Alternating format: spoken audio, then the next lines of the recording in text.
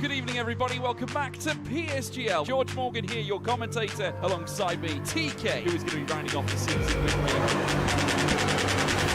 Down the inside, absolutely impossible scene. This is for the win between these two. I'm on the edge of my seat. He needs to get it done now.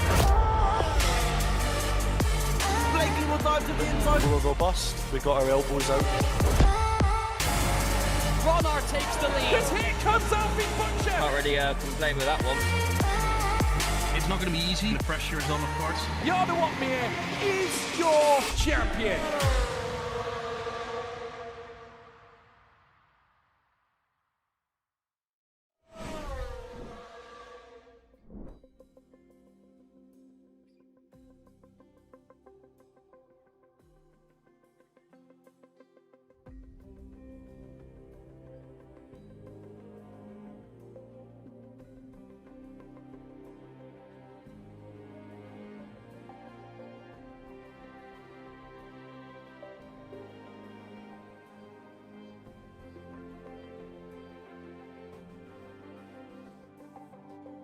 It's so good to be back, and what a venue we've got as well for our race this afternoon, the home of Grand Prix racing. I am so thrilled to see how this goes.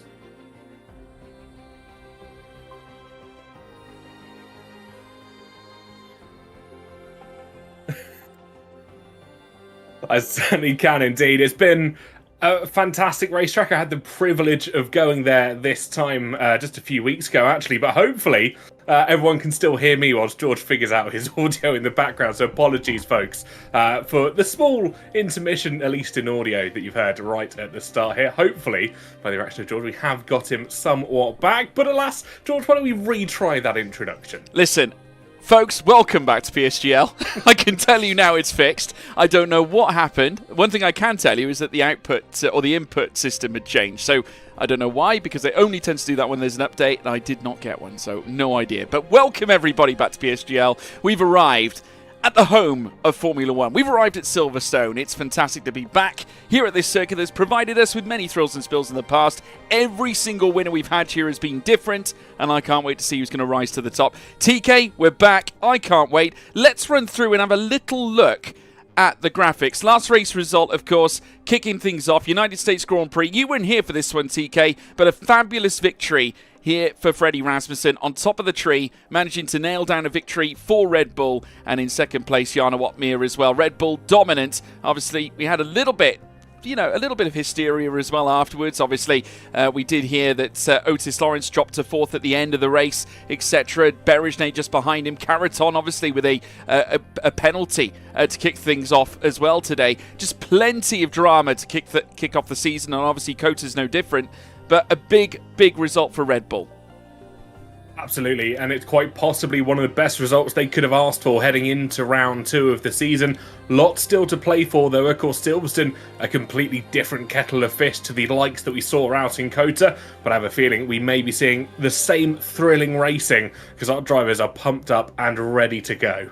They certainly are. Folks, obviously plenty of points still to be won and indeed lost. Let's have a look and see how it's afflicted the standings. Obviously, Otis Lawrence on top of the tree at the moment ahead of Jarno Opmeer at this stage. Only 2 points between them, with Frederick Rasmussen 10 points behind Otis Lawrence at the moment. Alfie Butcher in fourth on 10 points, level with Alvaro Caraton. Then comes Ismail Fassi, Nicholas Longe, Josh Edo, Berejnay, Burmand, Benham, then Pookie, Linton, Crozen, Hoffland, Klaffenbach, Tormela, as well as Hardy and Blakely Pedreño as well. In terms of the team standings, it's Red Bull in control. They're leading the way on 40 points. We also have further back Alpine, McLaren, Ferrari, Williams, Aston Martin, Haas, Mercedes, Kick Sauber and VCarb. Obviously still early days, but Red Bull certainly looking like the force here, TK.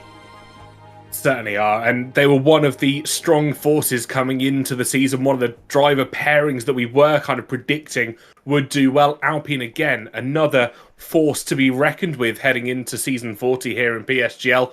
There's a few underdogs, the likes of McLaren and Ferrari, that might have been hoping to be that much higher as we headed into round 3 of the season, but alas, as we said earlier, still a long way to go, and maybe some redemption drives in their likes. Yeah, obviously that is how the championship standings look. We can now look at the season's grid that we do have for you. Just a little reminder as to how it looks throughout the entirety of the campaign. Otis Lawrence and Danny Berejnay at Alpine, along with Duncan Offland and Nicholas Longay at Aston Martin. Barry Burremand, Ishmael Fassi at Ferrari. Reece Linton and Joris Krozen at Haas. And then Thomas Ronhard, Julian Klaffenbach at Kick Sauber. Alvaro Caraton, Ruben Pedreño at Williams. Tom Manley and Ulas Yildirim at RB. Jana Watmir and Frederick Rasmussen come in at Red Bull. And Istvan Pookie, Lucas Blakely at Mercedes, with Alfie Butcher with new colleague and teammate Jake Benham lining up at McLaren. And of course, this is how tonight's grid looks. A few changes. Of course, we still have some that remain though. However, Josh Ito steps in at Ferrari alongside Barry Burremand this time around. Will Lewis also coming in alongside Tom Manley at RB. Yoni Tormala in a Mercedes lined up alongside Istvan Pookie. And Wilson Hughes stepping in at McLaren alongside one Jake Benham. So the two friends are now going to become colleagues once more, as they were back in Comrade Gaming, of course known as CRG back in the day. In terms of the calendar, this is how things are certainly going to be looking right through the course of Season 40. We've already ticked off Brazil and Texas. We're here at Britain here tonight. Next up comes the Netherlands for round 4. We have a break week after this, and then Austria lines up for round 5. China, Belgium, Jeddah, Qatar, and then another break week before we then hit Bahrain, Australia, Mexico, Vegas, and the grand finale at Abu Dhabi on November 5th, where the fireworks will surely be lifted. But a very spicy calendar to take you through. In the meantime, let's get a little bit of insight.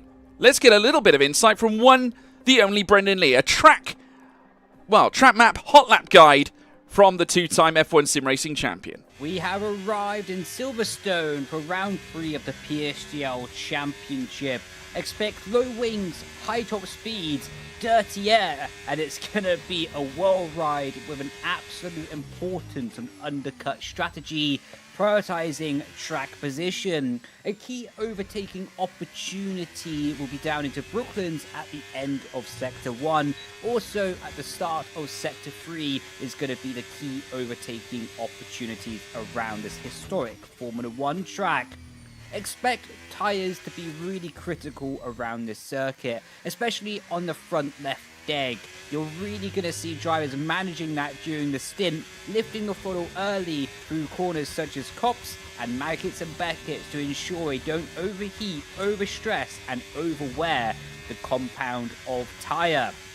High commitment in qualifying will be required during this segment of the circuit. Just lifting the throttle, don't take too much curbing on the inside, otherwise you'll bottom out the car and risk spinning off into the runoff area. If not worse, the wall into the final sequence of corners here. All about managing the front tyre temperature at this point as you put them through a lap worth of torture. Final chicane, send it in on the brake pedal and then just try to finesse the throttle, and this is your lap and preview ahead of PSGL round 3.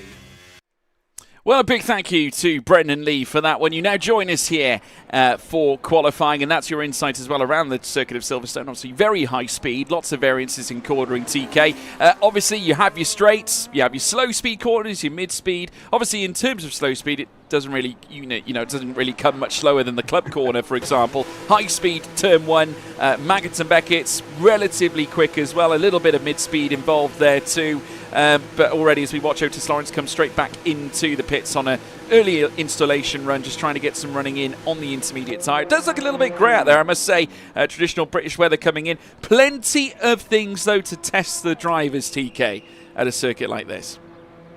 Absolutely, and it's why it's a circuit that's loved up and down the country, but also worldwide as well, because it has that mix of everything that you really want in a racing circuit. You've got those long straights, especially the run up towards Stowe, where it is such a great overtaking opportunity, but then you've got the slow speed as you drop kind of down through Sector 1, you head in towards Village, the loop through Aintree, and then down that Wellington straight towards Brooklands. You just have everything, and when it comes together, it's like a symphony of racing. Yeah, certainly is. Reece Linton now giving us a small taste of that said symphony as well. Coming out of Maggots and Beckett's, of course, we will head across down to the track for you guys as now Q1 gets well and truly underway. We've got 14 minutes still to go, no lap laps have yet been posted. Linton is currently the furthest around the circuit before setting a lap time. So let's sit tight and see where he manages to position himself. For those of you wondering what's happened to Alvaro Carreton, remember he does have a qualifying ban, so will not be able to feature or set a fast lap. He will be starting from the back of the grid as now Reece Linton comes across the line and sets in place a 1:32.429 as Frederick Rasmussen now comes out on his outlap, and he's the only one on one right now. Yeah, still on the intermediates, of course. Probably another sort of installation lap that he'll be going for here. Just get a lay of the land, so to speak, understand what the circuit conditions are before they start to really head out for those flying runs on the soft tyres and put in the competitive lap times. We didn't quite catch the moment between Will Lewis and Jake Benham. No, sorry. Yeah, Will Lewis and Jake Benham, I believe, as they were heading for their installation laps. They caught amongst one another, Will Lewis calling it over-defending as they headed in towards Copse Corner, but alas, they were just installation laps, so no harm, no foul. It's all quiet at the moment in terms of what's going on circuit, so you join us back again here at Silverstone. Obviously, one of the tracks that has delivered us various different winners, as I said at the top of the show. In fact, you probably didn't hear me because I was muted at the time. But we have had a different race winner on every occasion we've raced here in PCF1. And I'm just going to read through some of the names that we have had at the top of the tree. Danny Moreno won here back in Season 27. Patrick Shepos in Season 29. Season 30 was Shanaka Clay. We had no race in Season 31. No race in Season 33. Lucas Blakely also went on to win in Season 34. Jake Benham, Season 36. And Tom Manley in Season 37. Quite the wild category, or should we say catalogue of names that we have had there. Of course, Blakely not winning at this circuit during his championship reign. Of course, that season there was no British Grand Prix, so not once has a champion won here at Silverstone, and neither, speaking of someone who's won many races in PSGL, not to mention the most championships known to man, with him being a 6-time PCF1 champion and a 7-time PSGL champion, Jan Watmier never ever winning here in PCF1. It's an incredible stat, isn't it? Because you'd expect him, after the amount of victories, not only in races, but also in championships as well, to at least have won here at Silverstone. But, you know, it's a difficult circuit to master, especially when the weather doesn't necessarily work with you. Maybe today will break that curse for him. You'll be hoping so, because it can be a very lonely place to be if you don't nestle in the wins onto the border. Whilst, of course, Red Bull are in a good position right now, TK, they can't really rest on their laurels because it's a long season, isn't it? I mean, we've got a long road until the end of the campaign. We've got a couple of break weeks in between as well. It's all about really taking as earlier an advantage as you can. Obviously, Burroman knows a lot about that. He generally features at the top end at most races at the start of a campaign, generally has done over seasons on season, but obviously what tends to sort of frail Burroman is the ending of the season where things kind of unravel for him. Of course, another driver we have to watch is Thomas Ronha, who obviously had a horrendous time back at Brazil. I actually had a chance to speak to him earlier on today because we were going to try and get down and pin some interviews down, really get some thoughts from some of the drivers. And Thomas Ronha, he gave his apologies. He said, listen, George, I'd love to, but I really think I need to focus tonight. There's been a few things encroaching in Thomas Ronha's racing lately that might be a cause for concern.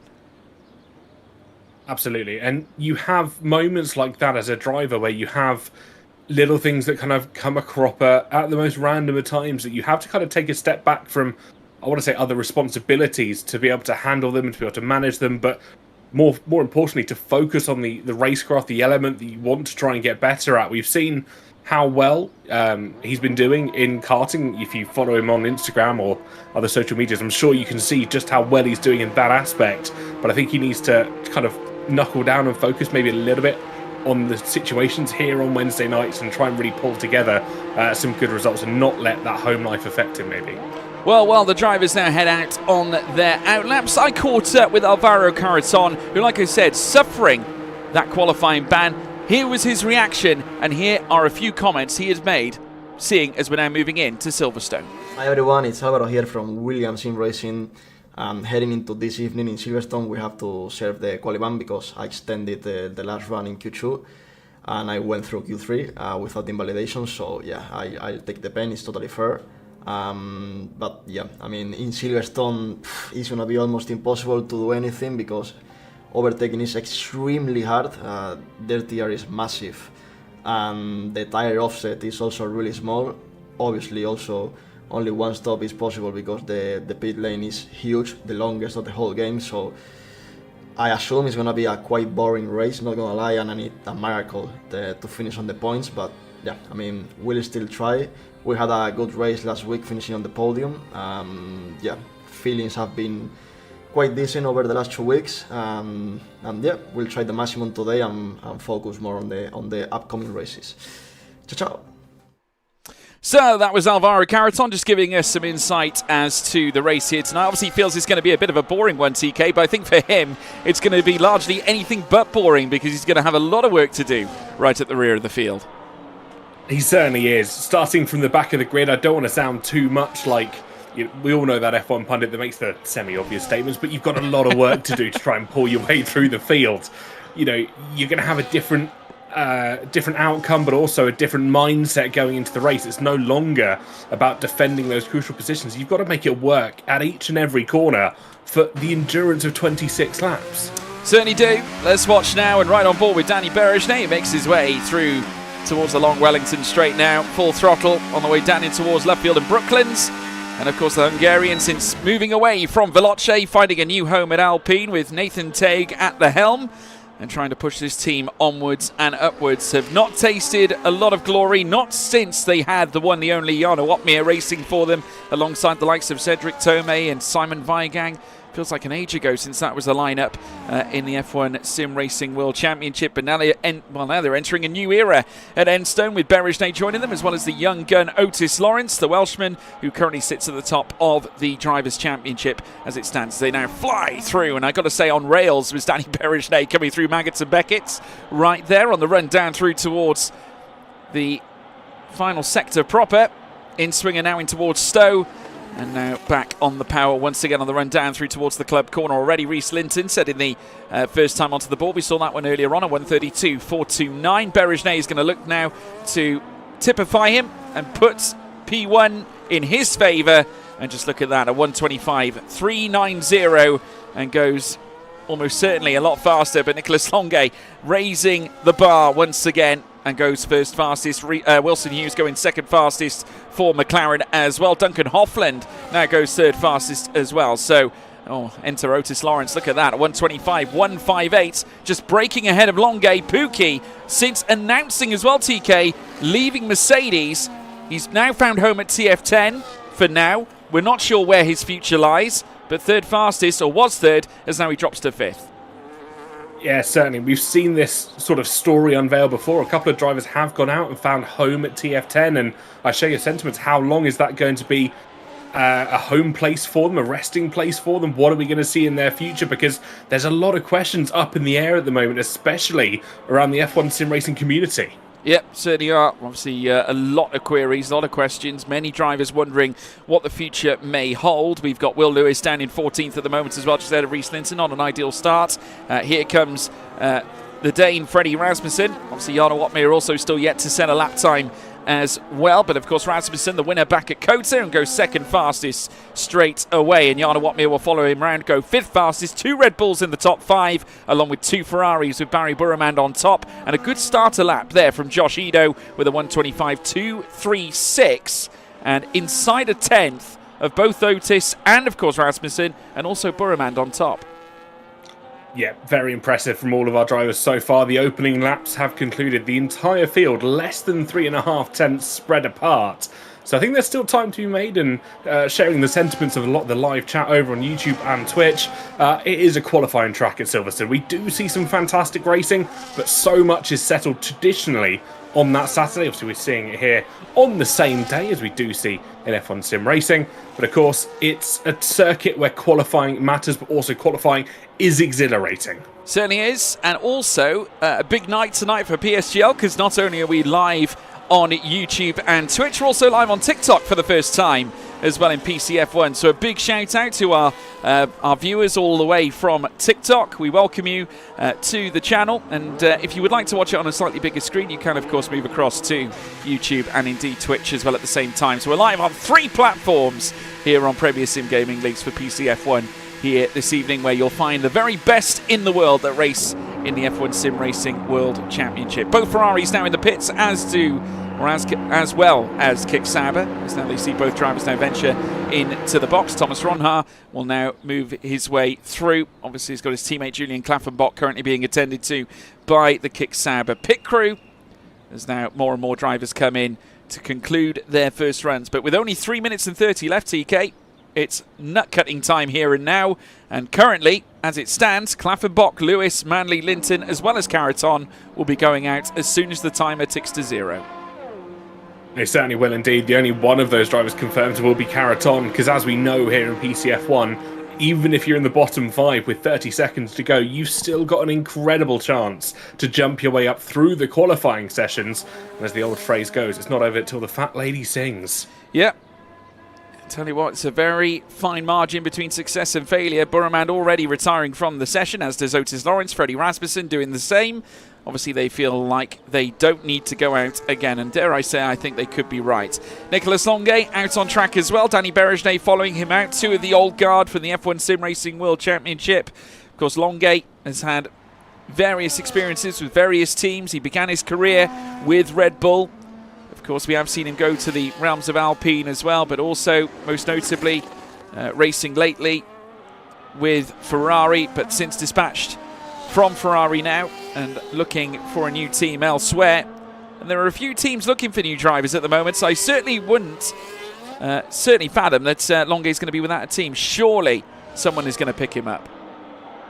Absolutely. He is, I don't want to make too many references and similes here in the broadcast, but Longuet is that very cute puppy in the kennel at the moment. He doesn't have a home, but I'm very certain that we're going to have a lovely family come along and adopt him in the near future, because he is an incredible prospect for any team that want to pick up a driver, because as you said, there are so many at the moment that need a driver to have a place to call home. Yeah, certainly do. Obviously, most of these drivers, obviously with their new teams, obviously including the likes of Jake Benham, who's also moved away from the Mercedes outfit, now joining McLaren over in Woking, and aligned tonight with former colleague at CRG, Wilson Hughes. So great to see the two combatants now working together once again. So now we watch as Danny Berejnay makes his way through the final few corners before then lighting up the timing screen once again in the final 1 minute and 20 we have left here in Q1. Berejnay sitting 15th fastest on the bubble of elimination, with Julian Klaffenbach, Will Lewis, Tom Manley, Rhys Linton all fighting to get out of the drop zone. The top 5 have all retired from the session, including Jana Watmere and Josh Ido, as well as Lawrence Rasmussen and Burremand that we saw earlier on. Longuet also on a fast run as well. In fact, we're going to watch Longuet because I think he'll be the first to cross the line, and we'll keep our eyes on the sector times as well, folks, and keep you updated as to who's improving and who certainly is not. As they come out of left field in Brooklands, the Frenchman in full control, just looking to cement his position ahead of the timer ticking to 0, and when the checkered flag comes out. Yeah, 35 seconds left on the timekeeper's clock. We're watching with Longuet as he makes his way into Maggots Beckett's and the infamous Chapel curve to run his way up the hanger straight to finish off, and what will be the first of the final runs here in Q1. I wonder where he's going to manage to place that car. He's looking for safety, of course. They're not looking for pole position. And the question will be, can he secure that safety? Soon find out. Coming out of Stowe Corner now on the run down through towards the next chicane, semi-chicane of sorts, coming through Club Corner. Back on the power, just feathering that throttle as well, not daring to go over the white lines too far. Here comes Longuet. We've got a purple first sector as well for Istvan Pukki, who's going to make a name for himself as well. Longuet goes fourth fastest. Berejnay to the top. Brilliant time at 1:25.079, but Pukki could yet surpass him. Not quite. Second fastest. We also have elsewhere Joris Krozen about to come through as well. The fast sections also. Same can be said for Thomas Ronhaar, as now we wait for yet more drivers to make their way through. Now, what about those in the drop zone? Will Lewis, who's currently sat there, he's found a little improvement. Make that a grand improvement. Ninth fastest now for Will Lewis, as now Jake Benham goes fourth fastest as well. What about Julian Klaffenbach, who now makes his way around the final corner, looking for 7th, gets 7th fastest, ahead of Nicholas Longue. And further down we also have Ruben Pedreño, as well as Wilson Hughes, who's out of qualifying now, 16th fastest. He will not be in Q2, as Ruben Pedreño cements his position. He'll move through to the next session, and Thomas Ronha on the bubble here. He's at risk here, TK. He certainly is. Can Reese displace him? Crosses the line, goes 15th, does displace Thomas Ronha. The pressure's on, I say that, as he sets the fastest lap of the session. Certainly does. Brilliant lap from Thomas Ronha, nearly a 125 flat, and just across the line at the very late chance of asking. Tom Manley could only muster 16th. Unfortunately for him, that places him inside the drop zone. Thomas Ronha, a clutch lap right at the end, sends him 2 thousandths ahead of Danny Berejné right at the top of the shop. Istvan Pukki, great lap as well in third. Then comes Barry Burremand, Jake Benham, Frederick Rasmussen, Otis Lawrence, Joni Tormela, Julian Klaffenbach, Ruben Pedreño rounds out your top 10. Then Nicholas Longue down in 11th place, Josh Edo, then Joris Kroes and Jarno Opmeer, Duncan Hofland. We say goodbye to Tom Manley, Will Lewis, Reese Linton, Wilson Hughes and Alvaro Carreton, who had the qualifying ban to begin with. Some spicy stuff there, TK. Certainly spicy. I mean, if you're Duncan Hofland, you are counting your blessings because you managed to scrape through to Q2 by 4 thousandths of a second. It was incredibly close margins at the end there. The track ramped up over the course of about 30 seconds. I think a few drivers got caught out by that. I think if you did, I think, to be honest, and I must say, if you were one of those that retired at the start of the session, obviously with the top times, you're probably feeling, okay, you know, we were safe. There were plenty, there was a good enough buffer in behind, but it didn't take too long, did it, to see those front runners now drop down inside that top 10. They were more towards the bottom end. Just goes to show how much there is left in the tank towards the end of a session at a track like Silverstone. Absolutely, and we've said it before, and it's a timeless thing in Formula One, just how much when the rubber is put down on the circuit, the track really ramps up, the sector times improve, the lap times improve, so I wonder how the engineers are going to extrapolate that data and what they saw in Q1 to help their drivers approach in Q2 and Q3 here. Well, we'll soon find out. We're now underway for Q2 at the moment. 14 minutes and 10 on the clock. Jake Benham, one of the drivers out first, along with Danny Berejné. And we also have further back Julian Klaffenbach in the pits at the moment, one of the few that still remains in the box. Nicholas Longue also remaining in, as is Joni Tormela, Josh Edo.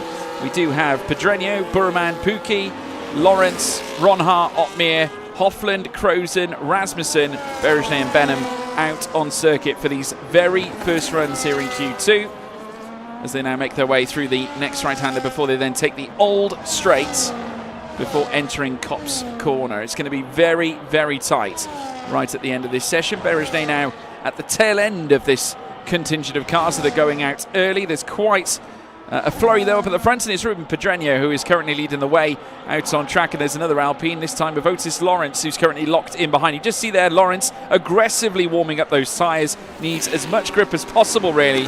Obviously if you want to carry the speed of the circuit like Silverstone, always ideal to make sure that soft tyre is as sticky as possible, just to get that traction, TK. Yeah, I think it's a bit of two factors, that he obviously wants the tyre temperature, he wants that grip as he heads into the first section of corners, Abbey Farm Village, for example, but also it was probably a little bit of a strategic attempt to gain some distance from Ruben Pedreño. We saw how close the drivers came out of the box, and actually you just want that little bit of distance to avoid running into them should the worst happen throughout the lap.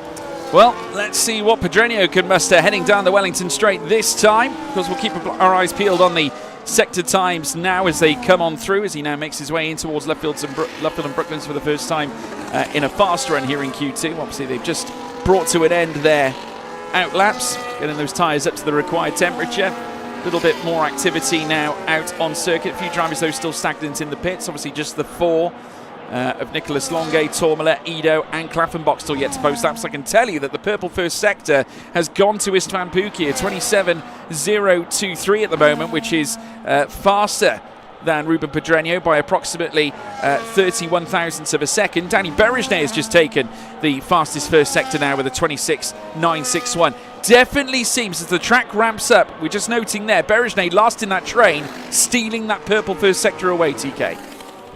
Absolutely. The track's ramping up very quickly at the start here just because of how many cars are going through. I think I just saw Lawrence diving into the pits there, deciding his first run wasn't quite enough. But we are going to see time and time again as those laps ramp up by the following cars. Pedreño sets the benchmark at 25.3. Yeah, Jarno Watmere also coming around as well, stole the purple middle sector time, but not enough to go fastest, but it will be for his teammate as Fredrik Rasmussen lands a 1:25.290. Thomas Ronha also coming around the final corners as well. Remember, he was fastest in our last session and goes second fastest this time around, 1:25.296, just behind Rasmussen by 6 thousandths.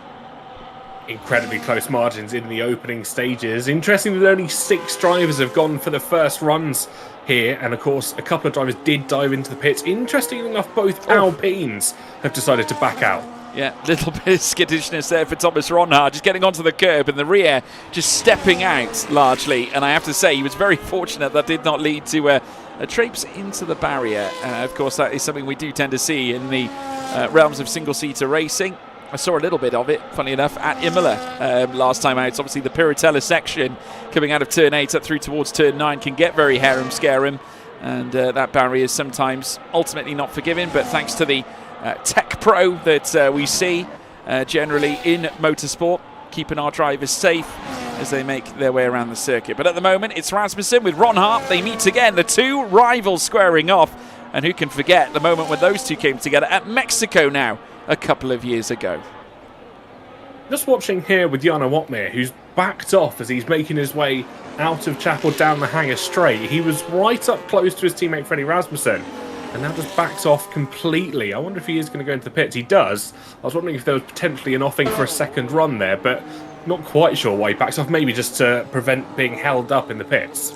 Well, they're all coming in now at the moment. Obviously, Danny Berejnay currently 7th fastest. Now, he was purple in that first sector on that first run, but decided to call it a day and bring it into the pit. So whether it was just to get an installation run out or whether there was something he wasn't happy about, I'm not quite sure, but already we're getting some more track activity. And I think this is now the turn of Nicolas Longuet and co. heading out onto the track. Obviously, these are the drivers that did not go out that early. But let's wait and see as to whether it is him. It could be Duncan Hoffland at this rate. We'll wait and see. I know I saw an Aston Martin making its way out onto the circuit. No, it is Duncan Hoffland. So there we have it. Duncan Hoffland, Istvan Pukki, both heading out onto the circuit. Of course, both have yet to set their first official lap times to the board here in Q2. So they'll be looking to try and outshine Fredrik Rasmussen's 1:25.290. And the Dutchman, Duncan Hoffland, part of Aston Martin now for many, many years prior to his time as a main seat driver. Worked as a development driver largely, almost a number 3 role, and had been in that position for such a long period of time. The only team he's really known is Aston Martin, and I'm sure we'll be looking to push them to the top at an iconic circuit such as Silverstone. I was about to say, home base is Silverstone for Aston Martin. If there's a place that you want to get a win, it's absolutely going to be here for himself this afternoon. As you said, been in the background for quite a few seasons, got that call up to take the main seat for the foreseeable future, but he's got to impress the powers that be, because it's such a tight competition in F1 sim racing, both in PSGL and of course official competitions, that you have to perform at the end of the day. Yeah, you definitely do. See, Duncan Hoffland knows that more than anybody. He's seen drivers come and go, and over the many years that he's been part of the Aston Martin fold. And obviously he's got Nicolas Longuet alongside him this time, and I'm sure that's a boost of confidence in many ways to have a really great, great teammate alongside you. Of course, they had Otis Lawrence with him last season, who was there on loan and really rose to the occasion in his debut season of F1 sim racing. Istvan Pukki, though, kicking start his first, should we say, proper flying lap you'd envisage, as long as he crosses the line to set it. And now coming through the first sector as he now weaves around Aintree and the loop, and now very shortly down the long straight at Wellington, where he'll meet Lovefield and Brooklands in his own right, before then tackling Cops Corner.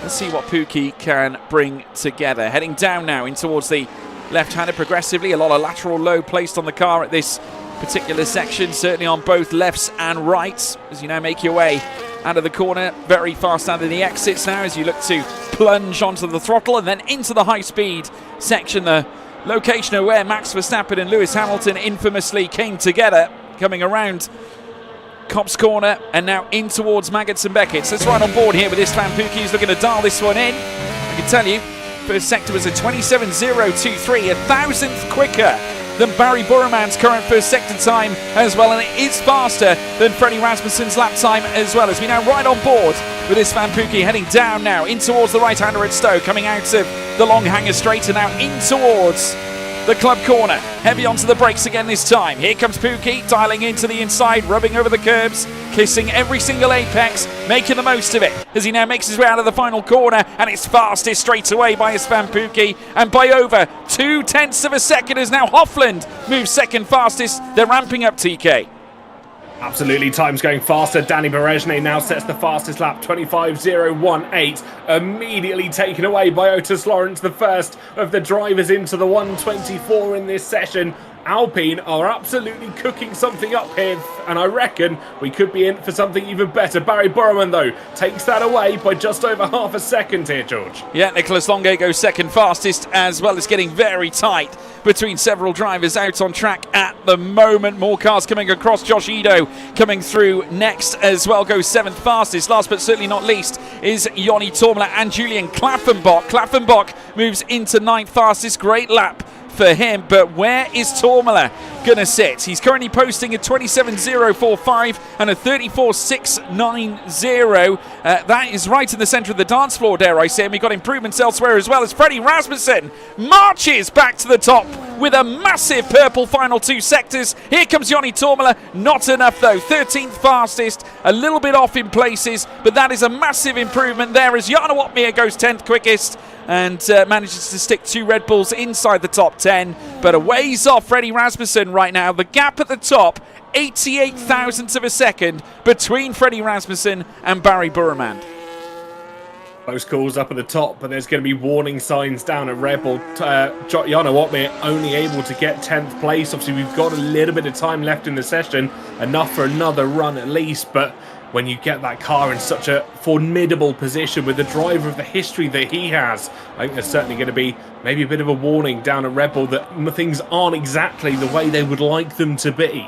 Yeah, no, certainly not necessarily. Probably in the same vein they would prefer things to be at the moment, but Rasmussen at least posting his best laps to the Furore. Of course, an F1 sim racing champion 2 seasons ago. Of course, Jana Watmir, his teammate, would take his third crown the season afterwards, becoming the most successful F1 sim racing driver in terms of world championships in the sport's history. Of course, breaking ahead of Brendan Lee's 2 world championship win record. That was, of course, levelled by Otmir after he won his second title with Mercedes. And he's won a title with 3 different teams as Jana Watmir. Of course, the first one was won with Alfa Romeo, also known as Sauber Esports at the time. And then after that, it was Mercedes that then launched him to the top once more, where he was indeed partnered by the likes of Danny Berejne as well. Well, of course, Danny Berejne partnered Brendan Lee at Mercedes, I should say. Berejne partnered him back at Alfa Romeo. It was Danny Moreno who incidentally had won this race back in season 27. Here in PSGL, who partnered Otmir to that second world title. 3 minutes and 10 to go. Here in Q2, it's Rasmussen on top. Now we've got 5 drivers in the drop zone that are currently stacked with Hofland, Edo, Crozen, Tormela and Klaffenbach at the moment. So as it stands, those 5 are going out, TK. Certainly are, and we've had an early retirement this time from Nicholas Longe, sat in P3 at the moment, but interestingly enough, only about 2.5 tenths off of Julian all the way down in P15. The gap and the spread amongst the field is not massive, so that's a bit of an interesting call. We saw just how much the track ramped up at the end of Q1, so maybe they're not worried about it, but I certainly would be, at least from where I'm sat.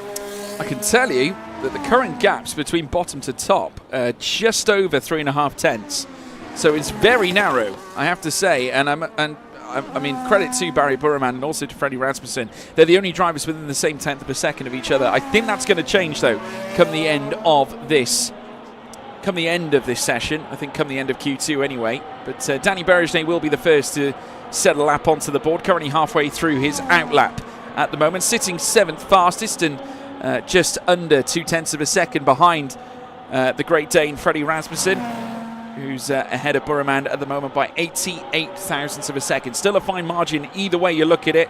But yeah, a bold claim, a bold call by Nicholas Longuet to retire. And same for Thomas Ronhart, and arguably more so for Thomas Ronhart. Do you think he's made a mistake there, TK? It's a bold call. It's either going to be a miracle and he hasn't burned up a set of tyres, or it's going to be the mistake that made him exit in Q2, because it's going to be by the barest of margins. The question he's going to be asking himself, are there 4 or 5 drivers below him at the moment that he thinks can improve? And looking through that list, especially when you've got Beresne, Otmir, Hofland, Tormula, and I mean quite a few others as well, when they're on their day, they certainly are going to be able to put in better lap times they've found at the moment. Well, give us your predictions, folks, in the live chat. Does Ronhart stay in? Does he go out? Let us know in the live chat. Interact with us here on the channel. Really, really appreciate your company here this evening for round 3 of PCF1. As now we watch as Danny Beresne makes his way down the Wellington Straight. And he'll be looking to improve up from 7th fastest to secure his position heading into Q3. Of course, formerly known as Veloce Formula Danny. Can't use that anymore. Formula Danny solo for now as he makes his way out of the middle, well, early into middle sector, well, out of the first sector into the middle sector proper now, coming through Copse Corner as now he puts his foot down to the floor once again. Maggots and Beckett's will now present itself. Here comes the Hungarian, hungry for a big result here this evening to raise the stakes for Alpine. Team that he's now joined alongside Otis Lawrence, the perfect combination of youth and experience. As now Beresne flies in towards Stowe. And back on the power once again, heading down in towards Club Corner. Can he find something? He's purple in the first sector. He's also found a personal best in the middle as well. This is a great lap here from Danny Beresne. A 125.018 could yet become a 124 and join the likes of Rasmussen. It will, but not quite high as you might have expected. Higher though than his teammate Otis Lawrence, as now we await yet more cars coming across the line. Invalidation though for Istvan Pukki, TK. He's on the back foot. And for Duncan Hofland as well, both drivers invalidating their final runs. That's going to see Hofland exit in Q2. The moment that he needed that perfect lap, it hasn't come together for him, and that is going to be a heartbreak disaster for the young Dutchman. Certainly will. Josh Edo coming through the final corners as well. Otis Lawrence has gone purple in the first sector. He's just had it ripped away though by the looks of it. Josh Edo just enough to make his way through. Otis Lawrence looking to jump Rasmussen, can't quite do it. Second fastest for the young Welshman now as we await more cars to come across the line. Jake Benham up into third fastest as well. What about Ruben Pedreño? P10 for now, moves up to P8. Jana Watmir coming through as well out of Stowe Corner. We've got other cars though that are going to make it across the line first, including Julian Klaffenbach, now right in the wheel tracks in P10, but straight away out as Joris Krozen goes 9th fastest, now 10th as Tormula moves up, and Jana Watmir, I think he managed to gather safety. Tormula in P9. We'll take a look at those final results. Klaffenbach, unfortunately for him, out of the session, 13th fastest, because certainly it was safety for Jana Watmir. Here is your top 10, and making it through to the shootout in Q3, Frederick Rasmussen, Otis Lawrence, Jake Benham, Barry Burman, Jana Watmir, Nicholas Longuet, Danny Beresne, Thomas Ronhart, Joni Tormula, and Ruben Pedreño. That's your top 10. They're going through to the pole shootout. We say goodbye to Joris Krozen, Istvan Pukki, Julian Klaffenbach, Josh Edo, and Duncan Hofland. So there you have it. Those are the drivers going out. The top 10 are the ones going through. A fascinating session in Q2. I have to say, TK, again, a storied session of where the track is ramping up towards the end. A lot of drivers perhaps not too comfortable going out on track too early. I think you're absolutely right in what you've just said. It's a balance of the emotions here at the moment. You've got to go out for that final run just because of how developed that track is at the final time of asking, but also it has to be perfect. We see a couple of invalidations on their final runs, on the final attempts, and that is what's really cost drivers who are going to be starting further and further down the order than they would have liked. Look at Duncan Hofland, who invalidated his final run, sat in 11th place, drops all the way down to 15th, and will start pretty much towards the back of the grid. The interesting point that I wanted to raise and bring up Thomas Ronhart with the amazing strategy call to not use that extra set of tyres. Yeah, smart call, because it gives him obviously that extra spare set to play with later on, so he's got opportunities here, does Thomas Ronhart. And again, that's almost a chess play, really, just allowing yourself more pieces in order to manipulate the strategy game in your favour. You never know, this could work for him. Big thank you to all of you, by the way, for tuning in. We want to hear from you. Who is going to land pole position? We're now at the crucial point of qualifying, folks. Q3, this is where pole is decided. We want to hear from you. Please light up that live chat. We will read them out as we make our way through. But here we go. We're now moving through into Q3. It's going to get spicy. And with 10 minutes and 50, it's still quiet, though, on the Western Front right now. Big shout-outs to all of you getting involved in the live chat. Tactics Rules saying Otis for pole. By the way, George, it's my 22nd birthday on Sunday. Happy birthday, Tactics Rules. We wish you the very best. Mathan Paray, or Mathan Parat, I'm not sure whether which way you pronounce that. I think Freddie Rasmussen has a great chance. I just missed that. I just literally scooted down. Freddie Rasmussen has an advantage at Silverstone. This year, he won the Sim Racing Silverstone GP, so they think he's going to come back and do it again this time. Freddie Rasmussen from others as well. Jake Benham, I'm seeing light up as well. Red Bull 1-2 says Scroob. We've also got Elias Pellerbach saying Rasmussen as well. Is this a sign from what we're seeing in the early stages of qualifying, TK, that Rasmussen is back to his very, very best? I think that's the deep question, isn't it? Are we seeing a driver back to their full potential, or are we just seeing something where a driver hasn't necessarily left completely? We saw it with drivers in real life where they've had that off-season. We're seeing it quite possibly with Hamilton in real life at the moment, where he's having that off-season. But I don't think they ever lose that drive to be a fantastic race driver. They just need to find the horse, get back on it. And it's almost a bravery moment. You just have to trust your instincts to go with it. And that's what Rasmussen's really going for here. He's found that instinct. He's found that drive. And potentially could be well and truly up towards the top time and time again. Yeah, absolutely right. Well, now it's getting busy once more. Q3 in full swing. And now, as we've broken into the final 9 minutes and 30, we're now going to see some on-track action, folks. And you've got a collective of some phenomenal drivers that are now taking to the circuit, including Jake Benham, who will now be making his way out onto the track, of course. A winner here back in season 36, so Jake Benham knows exactly what it takes to win here at Silverstone, as do many that are going to be making their way around this circuit here for this evening's race, including Tom Manley, who I have to say, based on the reputation that we've come to expect from Tom Manley, a Challengers champion as well, TK, a Q1 exit, not something you would necessarily expect from someone as good as him.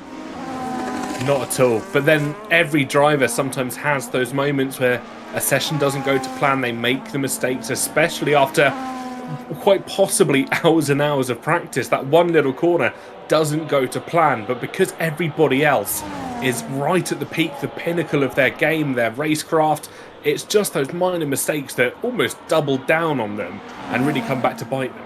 Yeah, obviously quite a few drivers have won here that are no longer competing in F1 sim racing, the likes of Danny Moreno, Patrick Sheepos. Of course, Danny Moreno, since moving across to race GT3s in sim racing as well. Obviously representing Thibaut Courtois' Thibaut Esports racing team, who are now obviously taking part in the world of sim racing, but also in Formula 4 as well, racing in Spanish F4 at the moment. Of course, Thibaut Courtois obviously playing for Real Madrid at Los Blancos for them over in the La Liga Championship. And now we watch as Danny Berejnay makes his way across the line to begin his flying lap. 7 minutes and 30 to go. It's time for what we'd expect. 2 fast runs, TK. Yeah, 2 fast runs indeed. In, out, and shake it all about for that final run where it's going to be make or break for the final time of Varsi. I don't think anything is going to be decided until that checkered flag flies because of how quickly the track changes, but also mistakes can happen at Silverstone. Yeah, coming down in towards Lovefield and Brooklands now once again. Obviously, Danny Berejnay has been largely impressive in his most recent encounters of F1 sim racing competition, whether it's league racing or indeed racing in the F1 Sim Racing Championship itself. We saw him rise to prominence as well in our most recent season prior to this in PCF1, sort of showing some signs of the old Danny Berejnay, and I would dare I say I think he's now risen the stakes just a little bit and now starting to really attack the front end. And I must say now with Alpine in a strong position with you know, a strong leader by the name of Nathan Teague, who certainly knows how to run a team. They're going to have a great chance, I think, for this next season's F1 Sim Racing World Championship as Danny Berejnay flies down in towards the very heavy braking zone, coming into the club corner as the Enstone team look to situate Berejnay to the top this time. I can tell you that his teammate Otis Lawrence has gone purple in the middle sector. It's a 125.089, not quite the 124 that we would come to expect. His teammate, though, will, with a 124.866. Otis Lawrence now on top as we now wait for yet more drivers to come on through. Barry Burraman now coming down in towards the club corner himself as well. We've also got coming across the line the Aston Martin of Nicholas Longay, who goes second fastest with a 124.935. And across the line Barry Burraman will go, as now we also see a McLaren of Jake Benham now routing a P5 time together. We also have Ruben Pedreño about to come through as well. The Spaniard now hustling through the final bend, pushing himself across the line to go fifth fastest for now. And then comes Thomas Ronha as well, TK, and he's got a Red Bull just behind him too. He certainly does indeed. Ronha goes fastest though at the moment and immediately taken away by Freddie Rasmussen. So the barest of time at the top for Thomas Ronha, of course, after coming back. I believe he was out last week, so didn't race in Kota, but returns here after what can only be described as technical issues in Brazil. So probably the first time we'll see him properly racing out this afternoon, as long as luck goes his way for the race. But sat in P2 at the moment, another run still to come his way. I think Ronha could be on a bit of a redemption arc for the third round. And he's looking for one as well. Like I said, he turned down to do the interview segment we were going to do for the broadcast tonight because he wanted to get race ready for Britain this evening. Has largely been putting a lot of work into his karting as of late. He's currently racing in a Pro Kart Championship at the moment, so has taken his, you know, sort of eyes off the prize of F1 sim racing as of late and focusing more on what he's doing in a real life context with kart racing. And ultimately he has been successful in there, multi-time race winner. And no question, a championship could be around the corner. And now returning to the F1 sim racing paradigm here with PSGL this time, and now showing exactly what that hard work has offered him. Now second fastest at the moment, just behind Frederick Rasmussen at the moment. Otis Lawrence in the pits. Jarno Opmeer, of course, setting that last time to go fourth fastest. So two Red Bulls sitting inside the top four. Barry Burraman also on the cusp in P5 as well. Just ahead of former teammate Nicholas Longay, with Danny Berejnay down in seventh. Joni Tormela also making it through to Q3. I think we also should mention that. Well done, Joni Tormela. Welcome back. And we also have Ruben Pedreño down in ninth, and Jake Benham on his return to the circuit. A circuit where, of course, he did win in the past back in season 36. Our most recent race winner that sits here in Q3. Lots still to do though for our drivers. 3 minutes and 25 seconds left on the timekeeper's watch.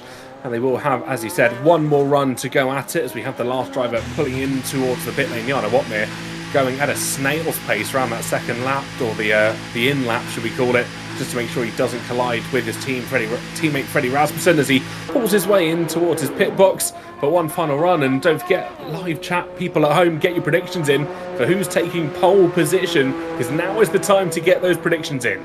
You know what to do, folks. Light up the live chat. We want to hear from you guys. Who on earth is going to take pole position here at Silverstone? We're here at the British circuit now as we get set ready for the final runs here in qualifying. Already an Alpine making its way out onto the circuit. I can tell you it is Danny Berejnay at the moment who's heading through the first sector. Get your comments in the live chat. Also, if you haven't done so already and you are tuning in at the moment on, of course, YouTube, Twitch, and not to mention now for the first time TikTok, make sure, if you haven't done so already and you're watching on Twitch, to leave a follow. If you're watching on YouTube, leave a like and also subscribe. And if you're watching on TikTok, spam that like button as much as you like, guys, and leave a follow as well. It really does help the channel. Lots of comments coming in thick and fast, TK. A lot of popularity around the likes of Freddie Rasmussen, Red Bull as a whole as well. It just seems to be the case that there's this resurgence coming through for Freddie Rasmussen at the moment. Ronha getting a look in, so's Otis. Jarno also getting a shout out, and Danny Berejnay as well,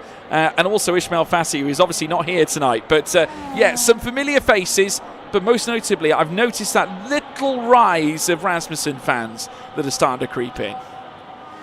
Absolutely, really starting to pull a bit of a fan base almost back together, because we saw his performance at the international stage. We are seeing it here in PCF1 time and time again, and it's rightly so that he's got those fans that are starting to come out kind of week in, week out to support him as well. So it's fascinating to see how the driver's popularity kind of dips and troughs over the course of a season. But I think rightly so for Freddie Rasmussen, because it's going to be absolutely incredible how his season's developing, not only here, but I reckon in the F1 Sim Racing World Championship as well.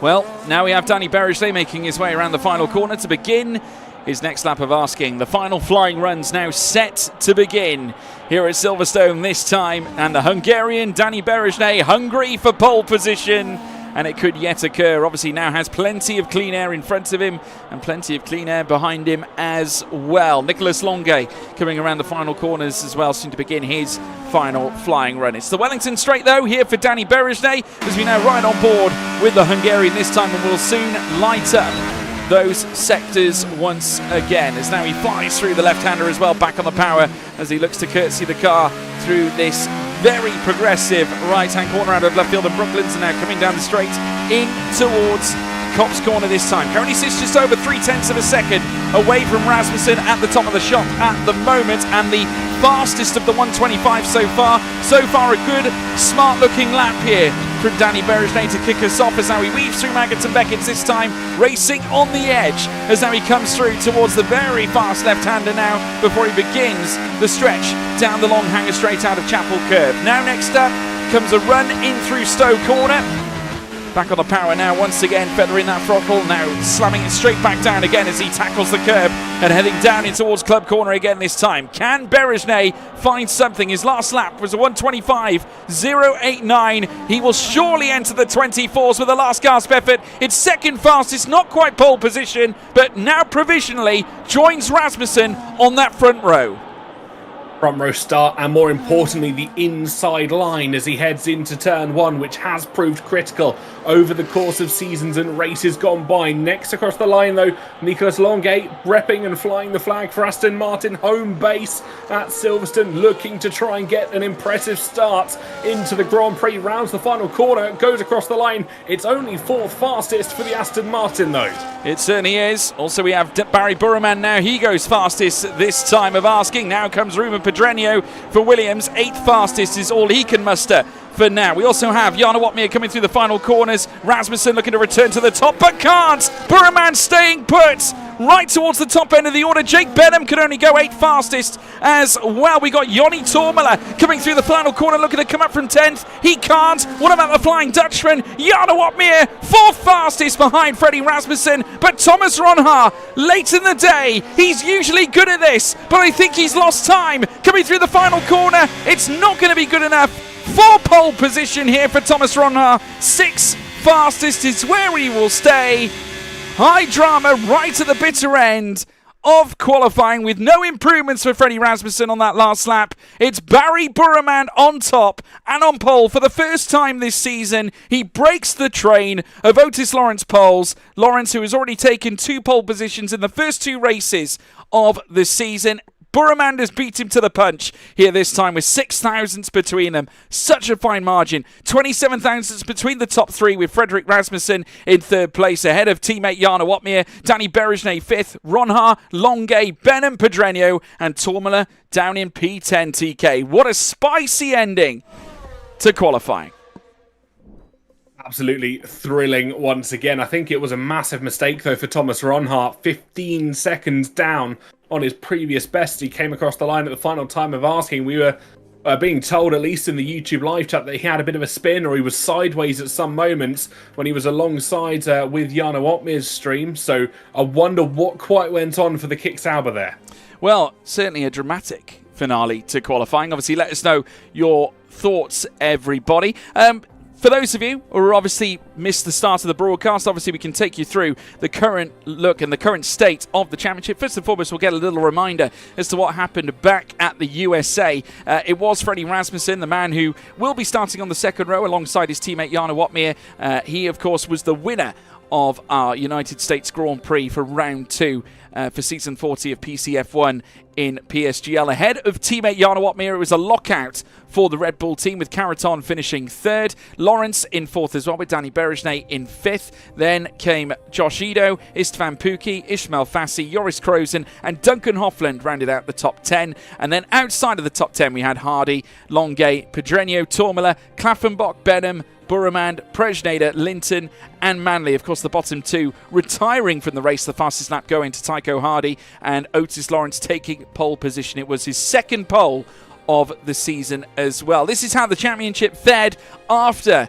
that 2nd round. Obviously, it was a great performance from Otis Lawrence to grab that pole position. Just could not quite convert it to that race victory he was sorting for, but he will be back, I'm sure, for yet another effort at it, starting on the front row here at Silverstone this time. He still holds the championship lead ahead of Jarno Opmeer, Freddie Rasmussen, Alfie Butcher in 4th as well, with Alvaro Caraton, Ismail Fassi, Nicholas Longay, Josh Ido, Danny Berejnay, Barry Burremand, and outside of that top 10 comes Jake Benham, Istvan Pukki, Reese Linton, Krozen, Hofland, Klaffenbach, Tormala, Hardy, Blakely and Pedreño. Of course, the next round being Britain, which is where we are here this evening. We'll take a little look as well at the team standings at the moment. Red Bull looking really strong at the moment, with both Jarno Opmeer and Freddie Rasmussen at the helm, currently combined on 40 points, ahead of Alpine by 8 so far. They're on 32. We've got McLaren in 3rd on 14, joint at the hip with Ferrari so far, with 4 points back Williams, Aston Martin on 9 in 6,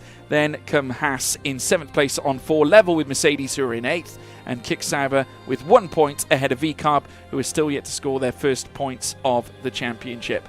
So there we have it. In terms of tonight's grid as well, a reminder, if you missed qualifying, this is how the grid looks this evening. Of course, we have Otis Lawrence, Danny Berejnay representing Alpine, Duncan Hofland, Nicholas Longay representing Aston Martin as well, Barry Burremand, Josh Ido now also working together here this time. They'll know each other a little bit from McLaren in the times that have now gone. Of course, Burremand starting life, I think, a little bit at Mercedes. Obviously, was with Veloce for a long period of time, still is, to be sure. But now, of course, with Ferrari. Ido, of course, who's had a few teams in his own right, started off life at McLaren after then joining Red Bull and then later moving into Alpine. Reese Linton and Joris Krozen also manacled together. Of course, Krozen celebrating his first season of F1 sim racing last campaign. Reese Linton, who's just joined PCF1 for the first time, alongside him. So a very fresh lineup at Haas. We have Thomas Ronhaar and Julian Klaffenbach. Klaffenbach taking over Brendan Lee's role in PCF1, at least for now. We're not sure whether his future lies in F1 sim racing just yet. I'm sure that'll be brought to light should that come. And then we have Alvaro Caraton, Ruben Pedreño, Tom Manley, Will Lewis at RB. Of course, Will Lewis, a former Williams F1 sim racing driver, lining up alongside Manley.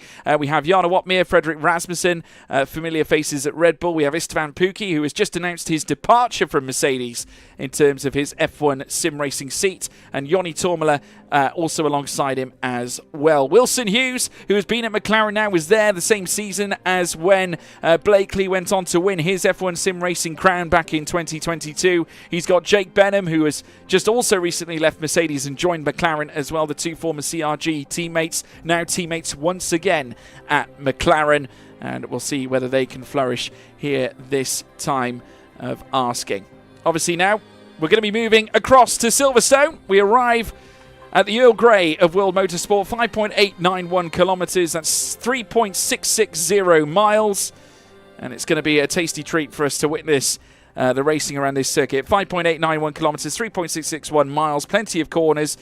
We have got in total 18 of them for the drivers to make their way around the speed trap inside the DRS Zone 2, heading in towards Stowe, and then of course you have the club corner just after that as well.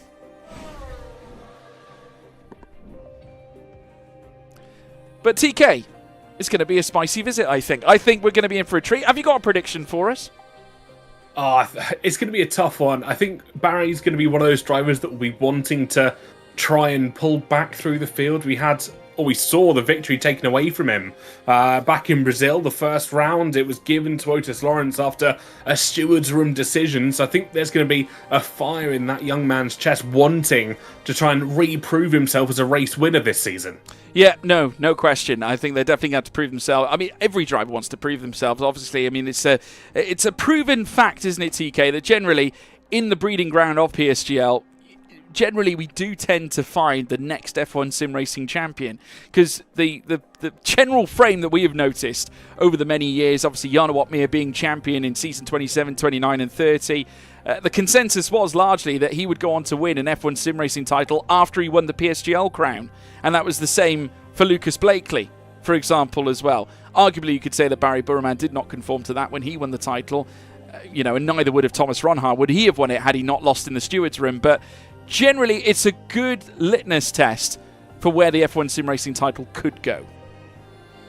Absolutely. It shows their not only dedication over the course of a season, but also their true pace, the endurance that they have to try and bring in a week in, week out situation. Obviously, we can't take away from the fact that F1 sim racing is a whole other kettle of fish. It's a LAN event, the pressure is on, you are racing so many times back to back to back that you have that mental and physical fatigue that really comes into its own. So it is a different kettle of fish, but as you said, it is probably a good interaction as to when the two come together and a good indicator of where we're expecting the championship to go.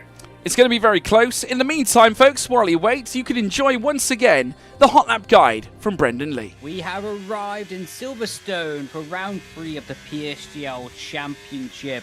Expect low wings, high top speeds, dirty air, and it's going to be a world ride with an absolute important and undercut strategy, prioritizing track position. A key overtaking opportunity will be down into Brooklands at the end of Sector 1. Also, at the start of Sector 3 is going to be the key overtaking opportunities around this historic Formula 1 track. Expect tyres to be really critical around this circuit, especially on the front left deck. You're really going to see drivers managing that during the stint, lifting the throttle early through corners such as Copse and Maggots and Beckett's to ensure they don't overheat, overstress and overwear the compound of tyre. High commitment in qualifying will be required during this segment of the circuit. Just lifting the throttle, don't take too much curbing on the inside, otherwise you'll bottom out the car and risk spinning off into the runoff area. If not worse, the wall.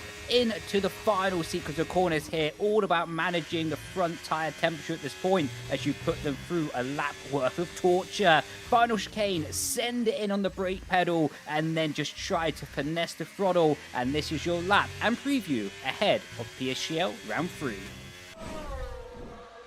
So a big thank you to Brendan Lee, as always, for providing us with those hot lap guides. And he makes it look so easy, doesn't he, at the end of the day, Tom? He's only just recently been dispatched from the grid, but largely, given some of the performances we have seen from Brendan Lee lately, I don't think he'd be too far amiss from the current pace level today. No, Brendan's one of those drivers that I think somehow has eternal pace. I think you've got to take into consideration that it probably took and weighed on him quite mentally having to put in the performances, and now that pressure is off, the weight is completely lifted off his chest. But as much as I'd love to talk about Brendan Lee for probably hours and hours, George, I don't know if you've seen the weather. I haven't. Actually, no, I haven't. It hasn't popped up on my screen yet, but dare I say, what have you got for us, TK? Well, I think the only way to describe it is that the heavens have opened here in Northamptonshire. It's rather damp. Oh my goodness. Well, it looks like that Caraton might have been thrown a lifeline by all intents and purposes. We know that rain can become the great equaliser. Not that they don't need much equalising themselves, because obviously the drivers driving equal performance cars. But this does throw the odd curveball or two, TK. It certainly does. Completely changes the strategy for all of our drivers. What they were expecting to just be dry running and hoping that they could kind of go into Copse and Stowe pretty much flat out, that completely puts the race situation on its head. And it's going to be a complete minefield out there for our drivers to try and navigate, but also to overtake as well. DRS being disabled will add a whole new level of complication for these drivers. Well, it's that time again, folks. I want to hear your predictions in the live chat. Please dish them out for us. Let us know who you think is going to be taking victory here for this one. Has your prediction been thrown away, given the nature of the weather that we're now seeing in front of us? TK, I'm going to ask you to put your pundit's prediction in. Lay us on the line. Who is it going to be? Who's going to hit the checkered flag first? Let me know. I think it's going to be Otis. That's where my bet's going to go. Having that inside line into the first corner could be critical. Maybe send the move down the inside. But I want to add a slightly alternate prediction into the stream and into the live chat for all of our viewers at home as to what's going to kind of come a cropper first. Are we going to see a crash on track, or is George's PC going to be able to hold up to the rainy weather on F125? You've killed me, TK. You've killed me. I'm definitely in trouble, I think. But yeah, we see some predictions in the live chat. Danny as well. Freddie. Jana Watmir, who generally performs well in the wet as well. Danny Berejne. What about Will Lewis, says Snakes F1 with P16 to P1. It's possible. You never know. Never write off Will Lewis. Red Bull 1-2 says our pit. We also have Jano for Jamie Klaus. Jano, Otis, Fred, top 3, says SP Labour. Keep them coming, everybody. We want to hear from you. Please keep your comments coming into the chat. It's going to be a rain-soaked race. It's going to be a lot of fun, that's for sure. I'm sure some of the moves are going to be absolutely extraordinary. Joris Krozen says Ukrainer Gabrielle. We also have Jarno says Skullsy. George PC is definitely going to crash. Thank you for the very confidence chat. Frodo. We also have Klaffenbach, says AMR Vettel, and we also have the rain god Jarno, says Venom. He is truly remarkable when it comes to wet weather, so sit tight. Joris Krozen as well. Elsewhere, Danny Berejne, I should say now, as we move towards the start-finish line and the grid with all 5 lights lit. They go out and it's pedal to the metal and it's go, go, go, go, go. As we now watch as Barry Burman makes his way off the line. He does consolidate the lead of the race with Otis Lawrence just behind him too, as well as Freddie Rasmussen and Jana Watmir nose to tail for now. As now Yoni Tormala and Ruben Pedreño go at it, coming into the heavy braking zone now. It's side by side elsewhere. Jana Watmir under threat now, as we also see Danny Berejne, his former teammate, the teammate he had to take him to his first F1 Sim Racing World title, hot on his rear diffuser right now as they fly down the Wellington Straight and in towards that field in Brooklands. Klappenbach into 10th. Linton, though, further back. Do not be confused by the timing tower, everybody, as Barry Burman comes through the first sector split. Burman, Lawrence, Rasmussen, that's your top 3 as Klappenbach moves up to 9th. Frozen had a moment coming out of Aintree, though. They were 4 wide as they came out of that corner. He was forced onto the grass, which is why the Haas has dropped considerably in the timing tower and in the order. But at the moment, he's on a bit of a recovery drive. He's alongside his teammate Reece Linton.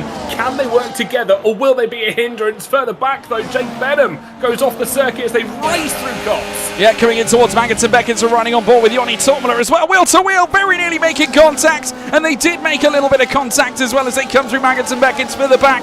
Josh Edo and his Svampuki, who gets pushed off wide as well as they now send it down through towards the next right-hander through Stowe and up the inside. Otis Lawrence, that was late in the day, but it might be brilliant, and it certainly is. Otis Lawrence takes the lead of the race here at Stowe, at Silverstone, in round 3 of PSGL PCF1.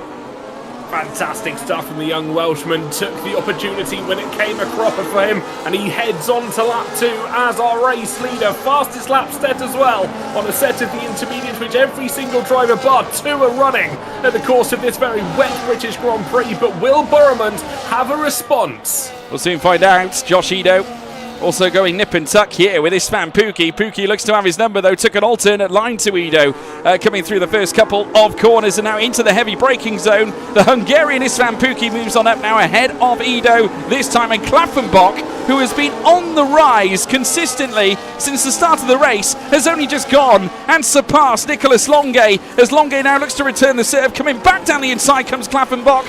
I love the aggressive nature, the aggressive style that Klaffenbach is showing right now. Despite the prediction of the tyres showing complete wet conditions, the drivers embracing the inters just goes to show what class acts these guys truly are.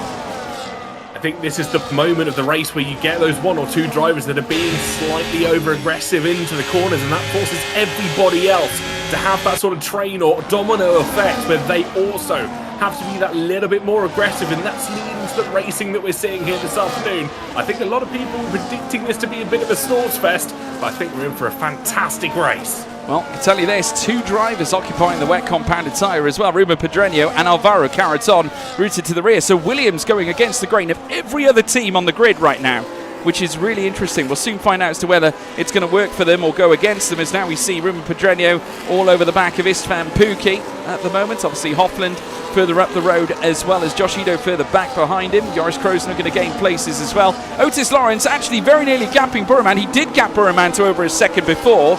It's now come back inside, but that gap is still relatively large, TK. Certainly is. Just over 0.7 of a second, as you were saying. Was over a second at one point. I think Barry may have found his groove somewhat.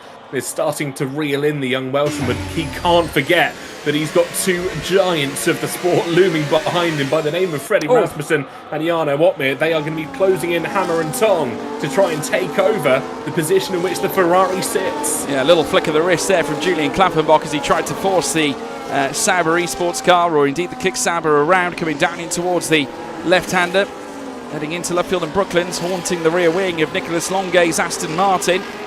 As they now come through towards the next right-hander, or now curtail down the old paddock straight very shortly, having a look down the inside just briefly. Obviously he was looking to try and pull that manoeuvre off, just trying different lines to see whether he can manufacture an up and under on Longay right now. He's since left the rear wing of Longay just slightly, as it now means that, he runs wide actually coming through Copse corner, so a mistake there from Klappenbach, and it's now starting to become the very fact here as we're looking at it that he's now becoming fodder for the likes of Jake Benham, because Benham is starting to creep up behind the Kick Sauber.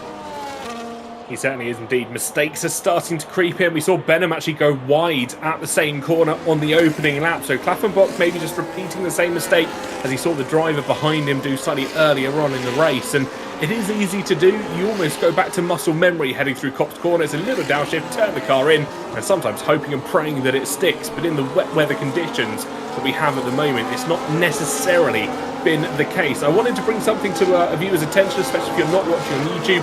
Dylan Warren coming in with some interesting information, saying that last game, this exact race scenario was a close switch between the 0 stop and the 1 stop, so it'll be interesting on a strategy basis. It was, actually. I do remember it very well, because I think Jarno Opmeer was towards the front end of the order. I think he tried the no stop, actually. In fact, I think Tom Manley was the one actually who won it after that aggressive tyre change, and he was absolutely rapid at the very end, managing to close down the Dutchman, if I remember correctly, and that was a barnstormer of a race, and that's essentially that pit stop by Manley costed Jarno Opmeer his first ever win at Silverstone in PCF1 in PSGL. So it was a magnificent finish. So once again we witness rain for back-to-back seasons.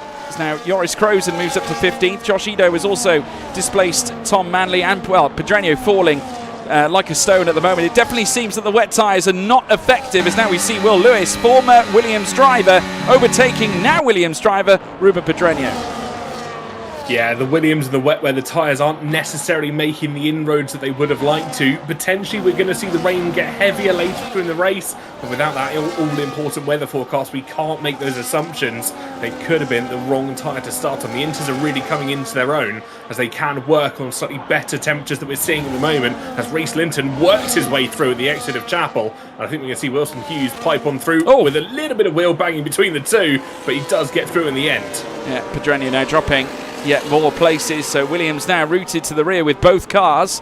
Incidentally, Barry Burman bringing the gap down on Otis Lawrence is now within half a second now. Remember, that gap was over a second not too long ago, so Burman has put the work in and has towed along Frederick Rasmussen as well as Jarno Opmeer. So now we've returned to normal in amongst our top 9 at the moment, all of them within inside a second of one another. Obviously no DRS because the rain is falling from the sky, but if it does dry up later on, I can tell you that we are changing to light rain later into the race. Whether it becomes dry, I'm not too sure. As now Burman goes on the attack, just has a little look down the inside, obviously not close enough to make the move, but just firing that warning shot, just trying to break out of the aero, potentially to keep those tyres cool, because my guess is they want to keep them relatively cool. They certainly won't want them overheating if they're going to give the 1 stop a try. Absolutely, we're starting to see that slightly drier line through some of the more high-speed corners as the exit out of Luffield through Woodcote, and I think you can kind of see it on the circuit, a darker line, and that is going to be overheating the tyres as they make their way through. You've got to keep your tyre temperature in check, especially on F125, because it's so critical in terms of grip and in terms of pace, and our drivers know that. They're well experienced in terms of how to keep their tyres and their cars under control, and that's what we were seeing there, I think. Yeah, we saw a lot of it from Jarno Opmeer last time out at COTA. He did it also back at Brazil as well, just trying to break out of the aero from the car in front, just breaking the train so that the tyres don't feel too much of an effect. He doesn't overheat the car either at all, just trying to manage it as now they head down in towards the club corner section, and now back on the power. heading through the final corner now to begin lap 6 of 26. There'll be 20 laps taking us through to the checkered flag after that, as Otis Lawrence comes away with the fastest lap here and now, is once again Frederick Rasmussen this time just having a look to the inside to try and keep his tyres cool instead. But already 6 laps in, and Pedreño into the pits already, TK. Yeah, getting off a set of wet tyres, I'm almost certain of that's going to be the effect here. Question will be, what tyres will they go on to? It's almost certainly going to be intermediates, and they will look to go to the end here, maybe trying to cause a bit of carnage amongst the field, go for those drivers that are getting a little bit nervy and trying to prevent the undercut. Yeah, well, we'll soon see how it works this time. Obviously, Caraton will probably be likely considering the same idea. He's currently 3.3 behind Wilson Hughes as it stands, as now Julian Klaffenbach starts to dig a little bit closer to the back of Nicholas Longate. Of course, Klaffenbach has been on the rise since the very start of the race. It's been a good start to the race indeed for him, but going sideways coming through, and just look at that aggressive nature, that aggressive wheel play from Julian Klaffenbach, almost sideways coming through Copse Corner right there, and now coming through Maggots and Beckett. Remember, he started 13th on the grid. He's now up into 8th. It's been a magnificent rise for young Klaffenbach. Absolutely, and I think quite often we see, I don't want to call Klaffenbach a rookie, but especially rookies in PCF1 and in the higher tiers of PSGL, they'll sometimes be a little bit nervous, they'll be a little bit more reserved in their racecraft and their race strategy, but actually we're seeing the complete opposite here from Julian, really wanting to get stuck in, really wanting to get involved, and I think that's causing ripples in amongst the rest of the field because they don't quite know how to deal with this unknown quantity. No, they certainly don't. Obviously, brand new face in terms of PCF1, has worked his way up the ranks though through the tier system that exists in PSGL, and it's always great to see drivers achieving that. And yes, just like Ruben Pedreño, in comes Caraton. So same decision making, the same theorem for the Williams pairing, and now into the pits. Caraton, no doubt plumbing for that intermediate tyre. The interesting thing will be how much time Caraton's going to lose to Pedreño. Of course, Pedreño came in last lap, but have had one less lap on the wet tyres to effectively lose from the back of the pack. The question will be how much better are the intermediates than the wets, and what are we going to see as they maybe try and claw their way back towards the field. We see Ruben just passing by the pit exit now, just ahead, and we'll see the splits in the next few moments, just over 2 seconds to the advantage of the now leading Williams. So there you go, intermediate's definitely the better tyre, as confirmed by Ruben Pedreño over that last lap, and now gaps Caraton by 2.4 as it stands. We've got at the higher end of the order though, Burraman just waiting patiently in behind Otis Lawrence. There's a gap of 1.2 also between Benham and Klaffenbach now. Klaffenbach still giving Nicholas Longate slight headaches. Berejné now nearly a second off Jana Watmere, his former teammates, as well as they now fly down through towards Stowe once again here this time on lap 7. So elsewhere, Will Lewis trying to close up to the back of Reese Linton, currently 8/10 away. It was a whole second before Josh Edo, also nearly 2 seconds off the back of Istvan Pukki as they come through Club Corner. Burraman back on the power again as they come through the final bend, and now to begin lap 8 of 26 this time. And it's the fastest lap that was for Otis Lawrence. It then went to Freddie Rasmussen, it went to Jana Watmere, and now it's in the hands of Nicholas Longate. Now makes that Joni Tormela as the track begins to improve more so. The light rain inbound in approximately 19 minutes. Are we seeing those effects? Is this just the tyre getting a little bit warmer? I think it's probably a little bit of both conditions. The dry line really starting to present itself at the moment. 19 minutes over the course of lap time. We're talking probably around 10 or 11 laps until we start to see that lighter rain really start to come in. And of course we could even see a drier circuit come as a result of that. So teams will be aware of this. They'll know exactly what the weather's going to be doing. The question will be, how are they going to respond at around lap 18? It hasn't taken long for Pedreño to heat the tyres up. Now 2 laps in and set the fastest lap of the race with a 1:39.853. So that's the first time we've seen a driver enter the 1:39s so far in this race. So that's a very fast lap for Ruben Pedreño, who I'm sure is going to look to push these right to the very end, right to the checkered flag. Of course, all these drivers have yet to box. Only the 2 Williams drivers have pitted so far. As we watch as Tormela comes through the Maggots and Beckett section, it is still Otis Lawrence out in front. And the top 8 in this classification still all banded together. They are now ahead of Jake Benham by nearly 2 seconds.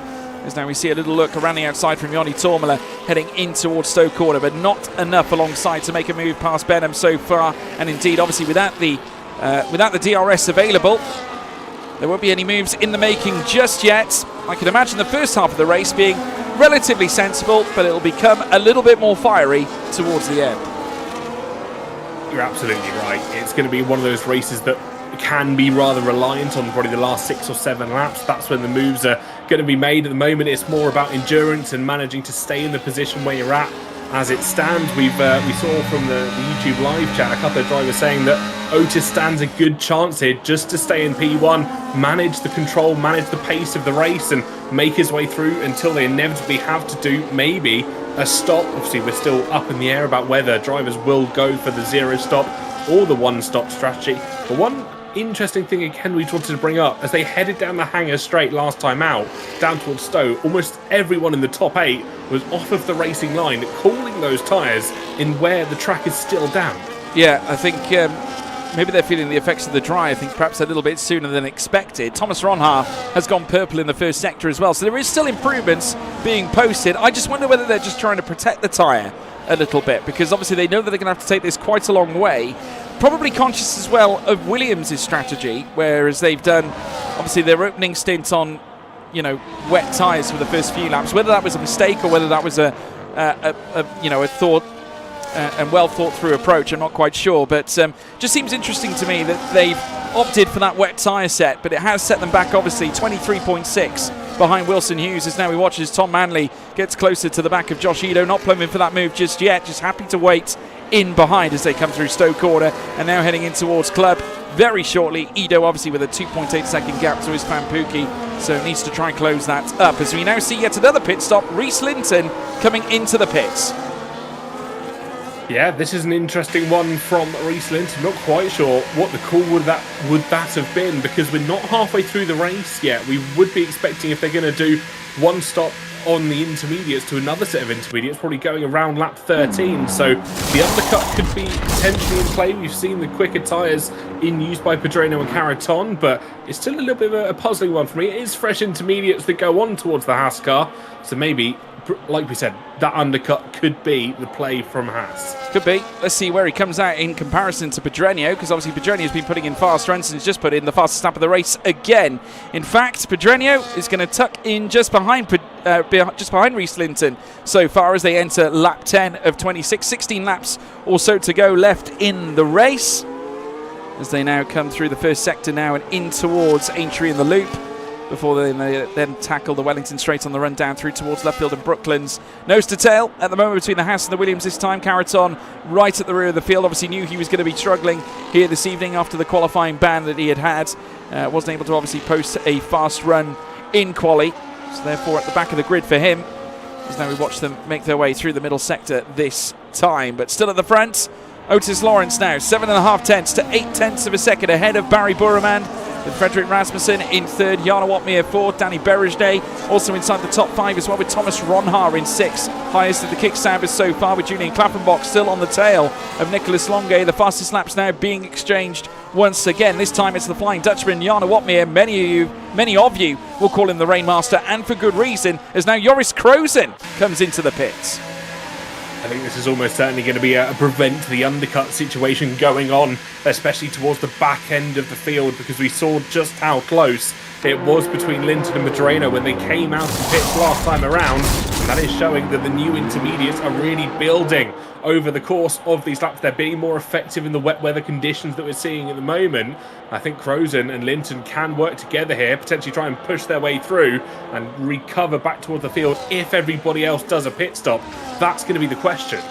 Well, let's find out now where they come out. Obviously, Rhys Linton now very nearly side by side with Pedreno on the run down in towards the next very tight right-hander, peeling out of turn 3 through turn 4 as they now break through the loop corner and then through Aintree before they then tackle the Wellington straight, and it got very, very tight between Krozen and Pedreno. Caraton has already retired from the session, so we're now down to 19 cars here on this grid for the remainder of this race, and obviously with 15 laps to go, it's all on the front end of the order, with Otis Lawrence leading the way for Alpine, looking to extend his lead in the championship, and if it remains like this, he almost certainly will do.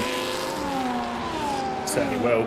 question will be Barry's in. Barry Burman and Otis. Yeah, Barry's in. And a couple of others, I think, as well. Potentially Danny Berezne, or as I'm trying to figure out. Jano Otmir's in. No, that is Danny is in. As the timing tower goes a little bit haywire on Silverstone pit entry.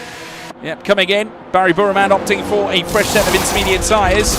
This is where ultimately the pit stops are going to be so crucial here in this race. Now we're going to see whether there is any benefit to those early stops that we just witnessed from elsewhere. Obviously, Reese Linton now making his way through Stowe Corner. I don't think he's going to strike it in position on the likes of Barry Burman, to say the least. Obviously, still quite a ways off. So Burman should come out effectively in your net lead position. So he's now going to be the benchmark for the remainder of this race now. So let's wait and see. Burman opting for a different strategy. Otis Lawrence still on his own up at the front. Frederick Rasmussen 1.3 behind now. So if anything, it's just given Otis clean air behind and ultimately safety at the top here on lap 12. Yeah, I'm questioning what now goes on in the Red Bull camp. Do they bring in Freddie, leave Jano a little bit more vulnerable, or do they bring in Jano and hope Freddie can maybe work some magic to close the gap down? Because one of them is going to have to lose out if they're both planning to do a pit stop. They're so close together that they're not going to be able to double stack in the essence that they are at the moment. The same applies to the kick Sauber. I think everybody else should be clear in that fact, but it's certainly going to be a consideration for those two teams as to how they manage their pit stops now. Yeah, we'll wait and see. Barry now coming through Maggots and Beckett's once again. We'll have to wait and see whether anyone responds as we now watch as Otis Lawrence comes in the pit. So straight away, in comes the response from young Welshman Otis Lawrence. And we'll see whether, as now Frederick Rasmussen takes the on-track race lead, this is going to be very intriguing. Just how much pace has Barry Burman managed to muster in the short window he has been on that fresh intermediate tyre, as now Otis leaves, no delays in his stop. Barry Burman now making his way through the club corner section now this time. Back on the power. I think Otis might well be safe here. Maybe a little bit more than safe, as now we wait for Lawrence to make his way out. A little bit of wheel spin as he now makes his way through. Here comes Barry Burman leaving the first initial part of the course, and he will be in behind Otis Lawrence. A very nice stop for the young Welshman. It's close, 9/10 of a second between the two of them, but don't forget warm tyres for the Scuderia Ferrari of Barry. He'll have that opportunity at least over the next half a lap or so until Otis can really get those tyres in a comfortable window. It's going to be the balance of hot versus cold in the wet weather conditions, but I think the Scuderia could be a little bit out on luck. He's got an Alpine in front of him and an Alpine behind him. He's stuck in a bit of a sandwich situation. Yeah, looks like Alpine have actually played a really smart play here. I'm going to wait and see as to whether Red Bull do respond at all. Obviously, that is the big question. Does Rasmussen and Otmir now plumb for the pit stop? Obviously, they can only select one, really. If they double stack, then it's going to really implicate one of their drivers. Fortuitously for them, they have plenty of life on those intermediates for now. It's just whether they take the decision to make the stop. It looks like they're going to continue going long. Thomas Ronhard doing the same. Longuet in fourth. I mean, if they pull this off, this will only enhance Red Bull's position if it needs enhancing. They're currently leading the championship in terms of the team's crown, and they could be on for extending that gap should they take away a 1-2 here at Silverstone. I think this is definitely the stalking point of the race, the stalking horse of the race, if you will. It's the moment where you have to make that do or die decision in terms of, do you make that pit stop? Do you try and continue it on further? And I think we have seen Red Bull's decision maybe to try and stick it out here because they don't know which driver they'd want to pull in first. Do you take it on who's leading the race, which is obviously Freddie Rasmussen, or do you take it on your lead driver in the championship, which is Jano, who's actually behind his teammate? There's no fair way of making that decision unless you do it on a race-by-race basis. But at the moment, if they keep both drivers out, and we've been told that they can get the tyres till the end of the race, they can go 26 laps in rainy conditions, we're going to be on for an incredible race as we see Lawrence maybe try and work his way back towards the leading pack. Well, let's wait and see as to whether they do come in sooner rather than later anyway. Looks like they're trying to elongate the opening stint at the very least, but the big decision, like you so rightly say, TK, is who do they opt to come into the pit first? Many would obviously wonder whether they pick the slowest driver. Obviously, Jano Otmir currently sat based on the last lap. He was faster, though, than Rasmussen over the last lap. So whether they decide to bring Rasmussen in and then let Otmir stay out one more lap, we'll have to wait and see. At this stage, though, both Red Bulls remaining out on circuits. They are going really long on this opening stint, and obviously hoping that they can have a faster, younger set of tyres for the latter stint in the race to take on those on the older intermediate compound. Going to be an incredible race, and this is the moment where you love to just glance down at the track map at the bottom right. We do see Will Lewis come into the pits for Team RB. Tom Manley decides to stay out and potentially try and stick it out slightly later on as well, but keep an eye on the track map at the bottom right. You see all the colours just dotted around the circuit. You've got to try and figure out, right, where's Lawrence, where's Boromont? They're coming through turn 1 at the moment. You can see it on the track map. But actually, if you look at the 2 Red Bulls, Thomas Ronhart, they're making their way into Brooklands and Luffield through Woodcote. So there's a considerable distance between the two parties that are interested. Well, I mean, what's really interesting here is that the actual decisive element of this race isn't what's going to actually happen out on track. It's what's going to happen in the pit lane. Will Lewis has suffered in all of this because now Crozen, Linton and Pedreño, who went onto the fresher tyres earlier than Lewis, have now profited and pushed ahead of the RB. So this has put Lewis now right to the rear of the field. So in terms of track position, this favours Crozen, Linton, Pedreño. They've now managed to muster a place ahead of the RB, and now, obviously, it's on Lewis to try and get the moves done on track to regain the place that he lost. So this, again, this very race, this conjecture that we have got, it's all going to be settled at the checkered flag, and it will be settled through the course of pit stops. A very intriguing way to run a race. See Thomas Ronhart diving in the background, so Kick Sauber bringing their leading driver, and we saw Klaffenbach head into the box a considerable number of laps ago, back a couple of laps ago now, make it 3 as he crosses over the line. But I think it could be a bit of a warning shot to a few of the teams as we see just how far back Will Lewis came out of the box compared to those drivers that went early. It's now or never. Well, Thomas Ronhart, good stop. We've also got Istvan Pukki coming in as well, so off come the intermediates. New Inter's on. Josh Edo doing the same too, and comes out just in behind Istvan Pukki. Wilson Hughes also following them out as well. But Ronhart coming out and will find himself behind Danny Berejnay, behind his own teammate Julian Klaffenbach. Klaffenbach's had a fantastic race so far, and only 3-lap-old intermediate tyres here, TK. This has been a stunning performance, and if it does work in the favour of these stops, obviously the way these drivers have proceeded through this race, now sat in P11, Julian Klaffenbach on track right now. If everyone else further up, if the top 7 suddenly come into box, then it's very likely Klaffenbach can take an on-track P4 after starting P13 on the grid. Absolutely. He pitted slap bang on that 13-lap mark, pretty much, or exactly halfway into the race. So he's going to have equal tyres for both the first and second half. They'll have Thomas Ronhart behind, maybe for sport, maybe a little bit of hindrance if you have such a driver in your rear view mirror the entire race. But they have the knowledge in the back of their head that they can push now and try and pull back through the field and back through some of the cars that are having to be slightly overly defensive with their tyres. We do see one of the Red Bulls in though. Freddie Rasmussen into the pit lane and sets the fastest lap as he does so.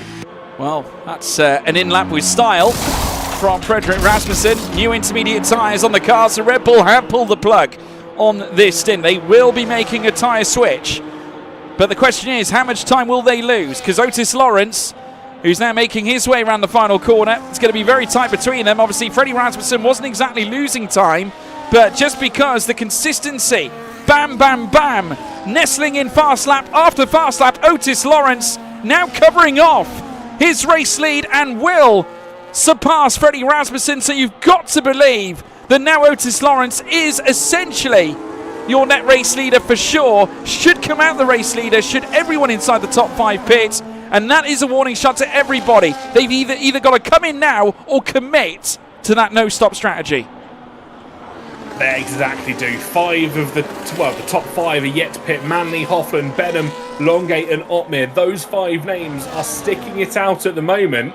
And it is interesting to see what Aston Martin are going to do. Both of their drivers yet to do a pit stop. Everybody else has done their team on a split strategy, at least within that top 5. But it's still all up in the air. Nobody quite knows which way it's going to go. Well, let's wait and see what the Flying Dutchman does. He's coming through Stowe Corner. Does he equally respond to what Rasmussen decides to do? Yes, he does. So Jarno Opmeer now in the pits. What about Longe? Will he follow him in? Yes, he will. Jarno Opmeer, Longe, Benham. Will Benham come in and join his former teammate, the Flying Dutchman, Jarno Opmeer? No, he will not. Benham stays out. What about Duncan Hofland? He stays out as well. Tom Manley comes into the pits. So now we're now seeing 3 drivers come into box. Jarno Opmeer has just been released. In comes Longe. So now Otis Lawrence, as now Opmeer leaves the pit lane. Where are they going to come out? In amongst one another. Obviously, you'd imagine that Opmeer will fall probably just as far as Rasmussen did, as Thomas Ronhaar sets the fastest lap of the race. Once again, now we see Rasmussen crawling out of turns 1 and turns 2. He's ahead of the Flying Dutchman. Jarno Opmeer now going alongside Danny Berejnay near enough. Late on the brakes here from Jarno. Can't quite capture Danny Berejnay coming through the first corner, but the up and under swaps the line. Berejnay going the long way round. Opmeer back on the power now as they go wheel to wheel. Coming out of the loop corner and now through towards the long Wellington straight. Berejnay, Opmeer, former teammates. Jarno has his number as they come into left field and Brooklands, and Jarno into 6 as now Thomas Ronhaar also looks to furiously fight his way through as well, but not successful against the Iron Man Danny Berejnay. Oh, he's managed to get that kick Sauber stopped. I will have absolutely no idea. Came flying into Brooklands with pretty much not a care in the world, trying to get the car stopped. Does so right at the final time of asking. Avoids any potential damage between himself and Danny Berejnay. But oh my goodness, that was incredibly close between the 2 drivers that could have seen a collision that ended in carnage. One thing up at the top though, I want to talk about Duncan Hofland. Has a wing damage up in P2. The Aston Martin missing a front left end plate. So I wonder if that's going to influence his pit decision. We'll wait and see. Jake Benham, he's going to try and take this. No, he's not. He's coming in. Jake Benham, goodness me. A very late pit stop for the young man, former race winner here at Silverstone back in season 36. Duncan Hofland is going to follow him through, so almost definitely it's going to allow Otis Lawrence to now confirm himself as the on-track race leader, and he surely will do. Otis Lawrence on lap 19 leads the way here at Northampton, here at Silverstone, ahead of Barry Burman now. It's the race to the checkered flag. It is now on. Can Burman hunt down Lawrence? Can Rasmussen follow as well? Will Jarno Opmeer maybe land a low blow towards the bitter end? Remember, the 2 Red Bulls on fresher tyres than anyone else inside that top 4. Going to be an interesting battle all throughout the race. We've got 8 laps of this Grand Prix left, and it's not been as straight cut as I think most people were expecting. It's going to be, you turn up, you see a wet racing car. It's going to be a boring train for the next 26 laps. This Silverstone Grand Prix has been anything but it's not said and done yet for Lawrence. Burman still has an opportunity to try and catch close. He's only 7/10 of a second back, but I'm fascinated that we didn't see a 0 stop, or at least nobody try and make it work. Well, it's a purple first sector for Nicholas Longate, and remember, only a lap on those tyres at the moment. It's Otis Lawrence, though, your race leader, current championship leader in terms of the driver's standing, and ahead of Barry Burman. These 2 have been the story right through the opening 2 rounds of the championship so far. Burman and Lawrence have come toe-to-toe. I remember back at Brazil where they did come together. It was quite the fight between them. And remember, it was Burman who lost the race win back at Interlagos. It went Otis Lawrence's way as they came side by side. And as they now make their way through the final corners, of course, it was very tight between them as we now watch them come through the final corner to begin lap 20 of 26. 6 laps to go here and now as they now see Nicholas Longay go fastest with a 1:36.954 for the Aston Martin, and Kick Sauber looking strong as well. And again, Julian Klaffenbach starting P13, now confirmed P6 out on track. Drenio makes a second pit stop of the race, and I wouldn't be surprised if this potentially is a fastest lap attempt right at the death, just trying to steer it away from some of the other teams. A smart play potentially from himself. You see Tom Manley and Joris Krozen coming together as well as they make their way in towards Farm Village, the loop and so forth. It's going to be Manley that ends up ahead. He's got Duncan Hofland chomping at the bit behind as well. The battle in the midfield is still well and truly on here though. It is, and I must say, remember, there's points across the top 10 available, as now it's wheel-to-wheel elsewhere as well. We've got Joris Krozen and Duncan Hofland going at it. Of course, they're looking to try and find their way, Duncan Hofland and Aston Martin, into P13. But remember, Hofland struggling with that wing damage, which is going to put him on the back foot. As now we run on board here with the Dutchman.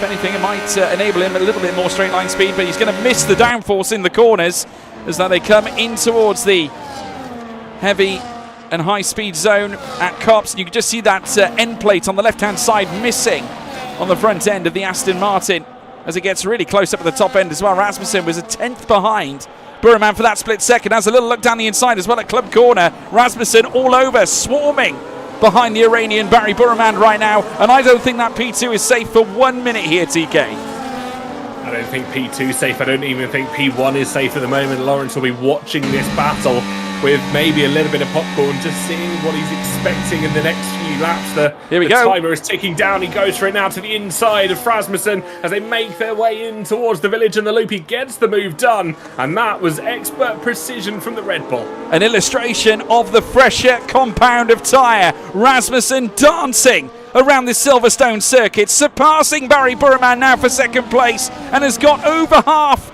the younger compound of tyre strapped to his chassis on his Red Bull car right now. He is now on the tail of Otis Lawrence, who has also got 8-lap old intermediate tyres.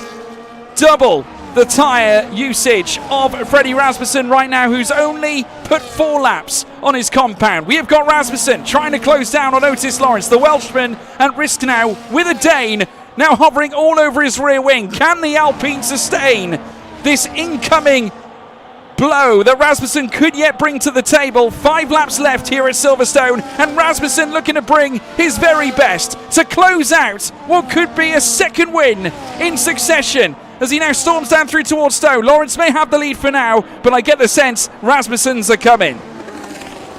He certainly is, and the question will be battery management. How have they looked after that charge? How much have they got left reserved in the tank? Has Lawrence charged up enough to try and fend off an attack? They're to battle further back as well. Borman a lot more. Ron Haas getting involved as well as they're making that battle nearly 3 abreast, but it's going to be the run now for Freddie Rasmussen in towards the opening corner. Can he try and put pressure on Lawrence? Well, we'll soon see. Jarno Watmere all over the back of Barry Burman as the two old rivals come together. Once again, it's going to be side by side. Jarno Watmere at the inside straight away, and into P3 he goes. And ahead of Barry Burman now, it's Jarno Watmere making it Red Bull 2 and 3 here late in the day with 4 laps left. The checkered flag out on lap 26 is now Otis Lawrence looks to break the toe on Frederick Rasmussen, heading down now in towards Luffield and Brooklands, and Lawrence able to maintain his place up at the front as Thomas Ronha now moves on past Barry Burman, who's in complete free fall on those 10-lap old intermediate tyres. Now the fresher tyres are coming home to roost, TK. Freddie Rasmussen is so confident on the tyres, though. You see it into every corner. He's later on the brakes than the Alpine in front of him. He's earlier on the power as well. He makes the little inroads. He was practically pushing the Alpine through Brooklands, through Luffield, and exiting out of Woodcote. And this is where confidence is going to be absolutely key. Look how close he is as they go through Beckett's and into Chapel. Massive swapper coming through Maggots and Beckett's, but Rasmussen, like the Don he is, the Formula E Accelerate champion, then becoming the F1 Sim Racing World Champion back in 2023. Now looking to muster his very best as they now storm down through towards the club corner. Well, certainly coming down in towards the chicane now of sorts. And now back on the power down the home straight. Well, they'll meet turn 1 once again here on soon to be lap 23 of 26. Otis Lawrence has done a great job to try and keep him behind for now, but surely that clock is ticking, and Rasmussen following him through turn 1 this time. It might not be forever that Otis stays on top. It might not be at all come the final few laps of asking. Now Freddie Rasmussen having a look down the inside, round the outside as well, looking all over the back of the Alpine, and it could be the outset of Wellington, where it could be the case that Rasmussen could take over the lead of the race here at Silverstone once again. Like we said, winner last time at Kota. Otis goes defensive. Rasmussen around the outside, can't quite find the avenue for the overtake. It is still Otis Lawrence, but for how much longer can he keep this rampant Danish driver in behind for now? Red Bull on the rise, and Jarno Watmere joining the fight as they run down the old home straight. Going to be 2 against 1 as they make their way in towards Copse Corners. The outside, the Red Bull of Freddie Rasmussen did try to lurk. Otis Lawrence expertly cutting off the path over. We make our way in towards Maggots, Beckers and Chapel. Are we going to see another sniffing by the Red Bull going right close to the Alpine that stands in front of him and potentially a run as they exit out of Chapel down to the hangar straight, down towards Stowe Corner. Are we going to see the slipstream come into effect? The breaking of the toe in effect again by Lawrence. Weaves right then left to try and remove all the straight line speed from Freddie Rasmussen's Red Bull racing car. And at the moment, his efforts are going rewarded. At the moment, Otis Lawrence is defying gravity. And when I say that, I mean our classification tower on the left-hand side, managing to keep his Alpine on top of the shop. This young Welshman breathing fire here, looking to try and muster yet a second race win of the season after managing to muster a first race win of the season back at Brazil. We now watch as Rasmussen looks to try and clock for a move here with 2 or so laps to go as they now storm through the first sector now and very soon through the double left-handers as they undertake the run down the long straight. And Joris Krozen is out of the race as well. We've lost Reese Linton and Joris Krozen. Pedreño's out as well. Obviously 2 Williamses, 2 Hasses. They both went very early in terms of their pit strategies and therefore they've decided to bring an end to their day here at Silverstone. But now Otis, now the tide is against him. 2 Red Bulls all over his tail. Rasmussen will have no qualms of getting a move done very soon. He may wait till late, might choose to do it on the penultimate lap. We'll wait and see. But Otis, one thing's for sure, he's in trouble here at Silverstone. I wonder if Jarno Otmir is going to start to get impatient with his teammate not making that move past in towards the race lead, because every lap they continue to battle. This is inviting Thomas Ronha in towards the front. What was a 2-way battle became a 3, and now we're seeing a 4-way fight for the lead as we make our way up towards Stowe Corner once again. Freddie Rasmussen has to make this move to stop Jarno being impatient, because I wonder how long it's going to be before we see Jarno maybe try and have a sniff on his teammate on towards the penultimate lap here. We'll soon find out. Remember, of course, it was Freddie who was superior back at Kota. Jarno was the one who, despite nestling himself in the podium places in P2, of course, after the stewards' notices came about, naturally, he might want his bite of the cherry this time around. We're on the penultimate lap of the race now on lap 25 of 26. They come through turn 1. Otis Lawrence still leads the way. 12 laps now mustered in on those tyres, but Rasmussen 8-lap-old tyres. Jarno Otmir 7-lap-old tyres, knows that he has more in the tank to try and challenge for this race lead advantage. The 2 Red Bulls now manacled together with Thomas Ronha also on 9-lap-old tyres. Tyres that are a lap older than Frederick Rasmussen. Otis Lawrence once again just pulling over to the inside, managing to defend brilliantly, I must say. This has been a phenomenal Otis Lawrence performance to keep your bottle, hold things together whilst you've got 2 of F1 Sim Racing's very best behind you. One of the most, I would say, if you look at one of the greatest lineups, this is the greatest lineup in F1 Sim Racing history, and Otis is keeping them behind. He is indeed. He's suffering in the corners. You can see it as they make their way through. And watch here, Magnus Beckers and Chapel. Freddie Rasmussen gets incredibly close. And it looks like the Alpine's running lower wings because he just pulls away and evades capture again on every single straight line speed. This is going to be fascinating to watch as we head on towards the final lap. We'll run towards Stowe again. But Lawrence is holding both Red Bulls at bay. He's somehow keeping them behind as they come through Stowe. And Rasmussen needs to find, to quote Sonny Hayes, he needs to build a car for combat. And that's exactly what I think they've done here at Red Bull. And they'll have to, certainly given the nature that this Alpine seems strong in a straight line. If he wants to make it work in the corners, that might be what Freddie has to do in order to unlock a race win here. We're on to the final lap of asking. Here at Silverstone, they fly through turn 1. Rasmussen the Dane chasing down the Welshman. Jarno Otmir on the tail of his teammates, as well as they come through the first sector proper now and in towards the loop very shortly. And Otis running slightly wide, which will compromise him a little bit on the escape. Coming out of the loop in Aintree corner on the run down through Wellington. This might be Freddie Rasmussen's opportunity as now they coast down to the inside coming through Wellington. Is it on? Is it on the cards? As now they drift to the outside. Otis still covering it off. A massive start to this final lap and Otis still with all the walls up.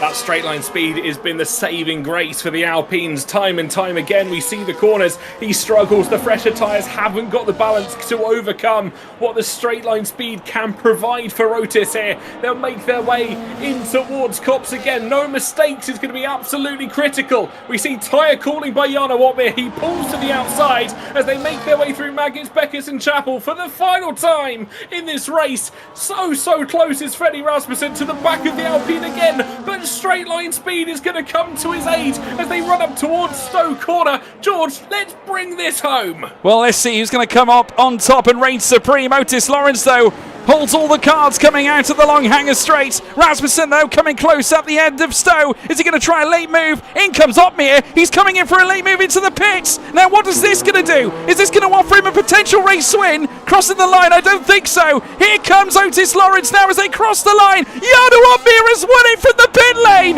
My goodness me! Jarno Otmere has taken the Tiger line and victory, crossing the start-finish line in the pits ahead of Otis Lawrence. That is extraordinary. I've never seen anything quite like that before. Jarno Otmere, a winner at Silverstone for the first time of asking here in PSGL, and he does it in the pits, surpassing not only his teammates but current championship leader Otis Lawrence. Truly bizarre. One of the most mental things I've ever seen in league racing, TK. I've seen it talked about. I've seen it rumoured. I know Hayden Gullis was... Hayden Gullis talked about doing it in open lobbies. I never thought we'd see it in league racing, let alone today. 8,000ths of a second. As soon as I saw him dive in, I knew what the intentions were. But what a way to win your first Silverstone Grand Prix. I'm honestly speechless. Utterly speechless. Jarno Otmere, that is... I must say, talk about a high IQ play. You won't see anything better than that, folks. Jarno Otmere has taken the PSGL race in Silverstone in the pits, crossing the start-finish line just by mere fact that the Silverstone pit lane is more of an idyllic line than the final few corners coming around Club and through the last bend at turn 18. That is absolutely phenomenal. And I'm telling you now, that clip is going to go viral right at the very end. That is one of the most phenomenal things I have ever seen in league racing. Certainly in terms of F1 league racing, to say the least. Jarno Otmere is your winner here at Silverstone, unless the stewards have anything to say about that. But I'm not sure there's anything in the rule book that says you can't do that, because you can't really stop a pit stop, TK. I think it's legal, unless someone wants to correct me here, but... It was a fantastic play. He used all of his IQ. He saw what the race was doing. He knew they'd be slower through Club Corner, through Vale, and he went to the inside, went to the pits, and just knew where that start-finish line was. That is racecraft at its absolute finest. I mean, I've seen some things in my time in sim racing. Many of you will remember, of course, the Desync Fest we had back at Monza a few years ago in 2021. I would dare say that this probably, in terms of Bizarro World, probably... surpasses that, and I really hope Jarno stops by for an interview, because I really want to talk about this. That is truly remarkable. I mean, I cannot believe he pulled it off. The goal, though, to do it, TK, it's one thing to do it, it's another thing to do it well, and he did. I mean, you know, to have the knowledge, the know-how that he would move into the pit lane, that he knew there was enough time to be gained just by taking that line to cross the start-finish line, to take a race win, the gravitas of it, to win in one of the biggest league in the world, and by all intents and purposes, take your first win of the season as well. That is a phenomenal, that is a driver, a clinical driver, at the top of his game. Obviously, he is a 3-time world champion, so he is on top of his game, but he is just taking it to whole new levels. That is pure class, TK. I don't think I have any words that can describe what we've just seen here. I mean, if you've got friends that weren't watching PCF1, they are not going to believe what you've just told them about, because that was Schumacher-esque from the 1990s. And he's done it in virtual motorsport. Just absolutely phenomenal stuff from Jarno Otmere. The Flying Dutchman flying into the pit lane and coming out of it a race winner. And I'm not seeing him currently in our commentary box just yet. I would love to have a chat with him and just to get his insights on what made him take that decision. I know he's had some complaints around the dirty air factor on this game, and many have. Obviously, it's a well-known fact that in this version of the game, obviously with the new F1 25 brought to you by EA Sports, obviously dirty air is not necessarily a factor anymore in this game this time around, so everyone can just simply follow. Some are breaking out of the aero. It's just you have to try something different in order to muster something of a result, especially in these conditions. and Jarno pulled a worldie. I have to tell you, it's just unbelievable. I've never seen anything like that before in my life. I think Schumacher did it once to win a race. Yeah, 98. He did it in the pit lane, came into the pits and mustered a race win crossing the line, which I think is absolutely phenomenal alone in real life. But for Jarno Watmere to come across and do that in a very high and intense battle towards the bitter end over the pinnacle of the race result is just absolutely beyond me. It doesn't look like we've got any drivers coming into the interview room. We haven't got anyone coming into the commentary box. So it's left to me and you, TK, to try and sort of diagnose this. I mean, what a way to take your first win of the season and throw yourself into the championship fight already. Absolutely. I wish we had him in the interview room, because I'd have one question as to how long were you lining that up for? How confident were you that it was going to work? And it was just the barest of margins that he got it by. 0.008 of a second is about a tenth of a human blink, if you want to try and put it into some quantifiable measure or quantifiable number of just how fine that margin was. I want to see a screenshot of what the cars looked like as they crossed the line. Someone get a free camera and just have the image of that. I don't think anyone truthfully knows. I mean, no one was expecting it. Surely Freddie wasn't expecting it. I mean, it didn't look like it was to be the case because Freddie didn't do it. But, at the same time, Otis, probably did not see it coming either. I can tell you that Jarno Watmere is in the waiting room, everybody, so we can talk to our race winner. For the first time this season, Jarno Watmere joins us in the commentary box for season 40 of PSGL. Jarno, we're just trying to digest what we've just seen. A remarkable end to Silverstone. I said to TK, Schumacher did something like this back in 98, and you've just pulled it off in your stride to take your first win of the season. I mean, to take the victory in the pit lane, the gall of it, the measure of it, phenomenal. Congratulations, by the way. Thank you. It only came up in my head as I went through Stowe. I was like, fuck it. I don't care if I finish P3 or P4. But yeah, I saw when people were boxing, they were setting fast laps. So I was like, you know what? I can try it and see if it works. I don't even know if it's allowed. I think it is. I don't think you can stop that because you can pit anytime, can't you? There's no restriction as to when you can box. So, I mean, surely that has to be allowed, right? I think it is, yeah. I mean, I've read the rule book a few times. I haven't read it in a while, but I'm quite sure it's allowed. So, yeah, I mean, I was still quite far behind, because of all the dirty air. So I was like, you know what, probably I'm not going to make it, but worst off, I'm going to end up in P4. And that's well worth a risk, so... Well, I mean, put it this way. I mean, what a way to take your first race win of the season, and in PSGL of all places. I mean, in a pressure cooker scenario where you're up against some of the best drivers in sim racing, and then to have the know-how will suddenly come up with the decision. Look, I'm going to box this lap and just try and hope that I take a more idyllic line coming into the pit lane as opposed to taking one through club. It's just phenomenal. I mean, you've been quite open in terms of your comments around the game and how it's performing in terms of how the dirty air is behaving, things of that nature. Obviously, at the moment, many of you as drivers not feeling that you can be as competitive as you want to be, just given the way the cars are behaving at the moment. Yeah, it is. There's a lot of dirty air, and then I think we see something similar in real life F1 at the moment, to be honest, where on low downforce tracks like Spa and Monza, there's very little slipstream. I think in Hungary we still saw like a lot of slipstream, but on a game you can tune it to whatever you like. Last year everyone was DRS overtaking each other on the last lap. No one wanted to lead. Whereas now, even if you lead on a lot of tracks, you should still be quite comfortably winning the race. So yeah, it's just really, really hard to overtake, and that might just make competitive racing at our level really, really boring, because we might just end up driving in a train, which happened for most parts, I think, this race. I mean, me and Freddie boxed 5-6 laps later than Otis, I think so, and we just couldn't pass. So yeah. Well, it was a really compelling race. From the forefront, it looked like maybe some were going to try and do the entire race in a no-stop strategy. Obviously, we saw that, didn't we, last season, where Tom Manley went on to take victory, and of course, you were in that position, fighting for the win. I think you went for that no stop, didn't you, if I remember correctly, last time we went around Silverstone? Last time out we could do a no stop, but again, game has changed. I think there's perhaps more tire wear now, but the effect of it is less, I feel like. Again, maybe that is just because it's easy to tire save because no one can overtake. So that's there's a lot that comes into it.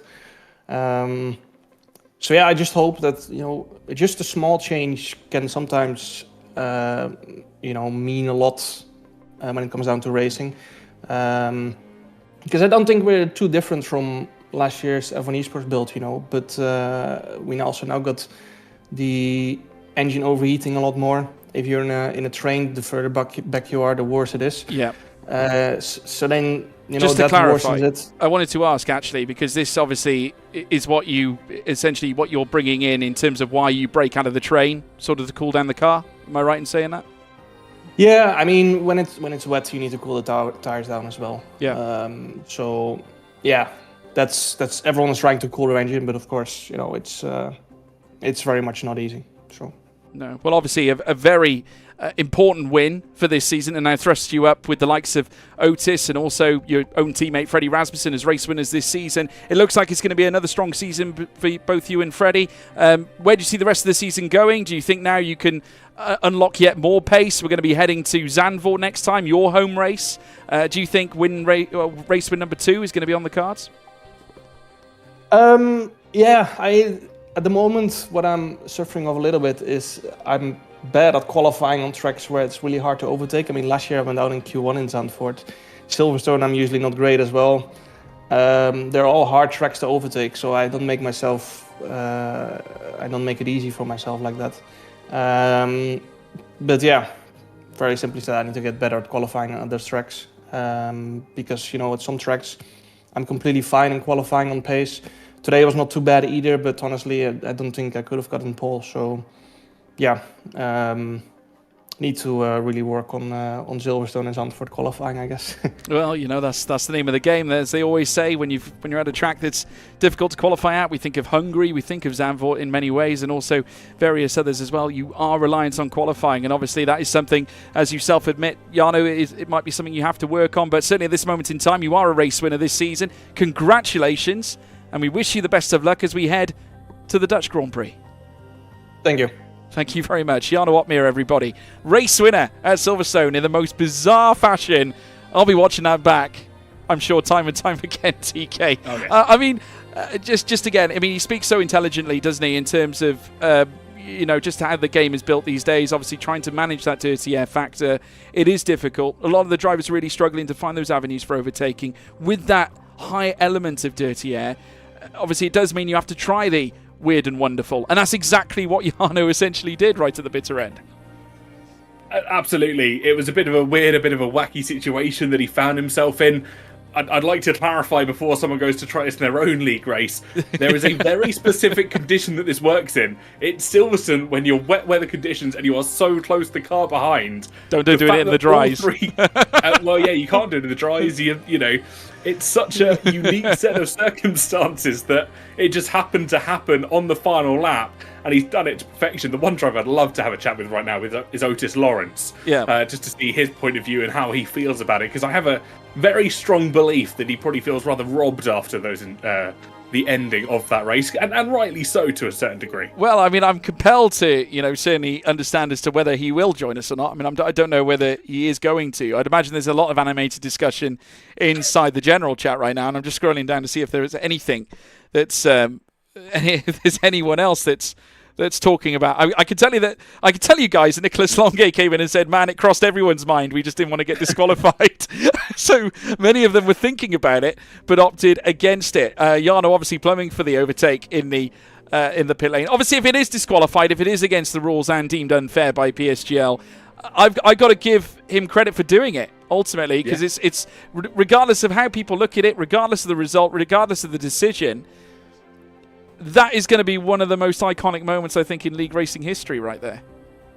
I think that clip's going to end up on social media for a long while to come, and probably all 3 point of views, because it's such an out of the ordinary moment. It wasn't just his first race win at Silverstone; he did it in the pit lane, of all places. Truly remarkable. It doesn't look like we're going to get Otis Lawrence. He's probably seething. He's either laughing or he's crying at the moment. I'm not sure which one it is at this moment. But guys, I want to say a massive thank you to each and every single one of you for tuning in. I hope you all enjoyed that. What was a quiet start to a race certainly became somewhat busy. And what a way to kick things off.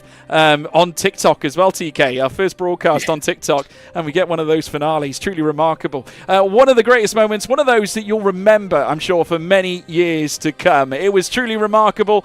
We do appreciate your time as well. If you are tuned in on Twitch, you know what to do. Be sure to leave a follow and stay up to date with the channel as to when we go live. And if you're watching on YouTube, guys, you know what to do. Please leave a like and also subscribe to the channel. If you're watching on TikTok, big hello to our new audience over there. Be sure to leave a like and also smash that follow button as well, guys. Stay up to date with all the reels as well that get posted. There'll be plenty, I'm sure, coming through very soon. If you want to check out Premier Sim Gaming Leagues on social media, at Premier Sim GL on Twitter is the place to be, so make sure you check those out. And also on Instagram as well, where obviously the results are posted, updates with regards to stewarding as well. If you want to check out us, we're your commentators. My name being George Morgan, his name being Tom Knight. Tom, where can they find you, sir?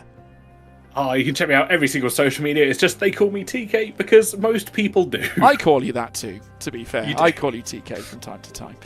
Yes, folks. TK, that is where you can find him. You can also find me, George Morgan, at George Morgan TV, as well on Twitter, Instagram, and TikTok, across many other platforms as well. Today has been an historic moment, not just because Jarno Opmeer has managed to clamber yet another race win here in PSGL and his first this season, but in the way that it ended. Truly remarkable way to win in the pit lane, coming through Silverstone on the final lap of the race to pip Otis Lawrence and Freddie Rasmussen. 3 different race winners so far this season. Next time, we move to Zandvoort. From me and TK, and from all of us here at PSGL, we'll see you next time. It's goodbye.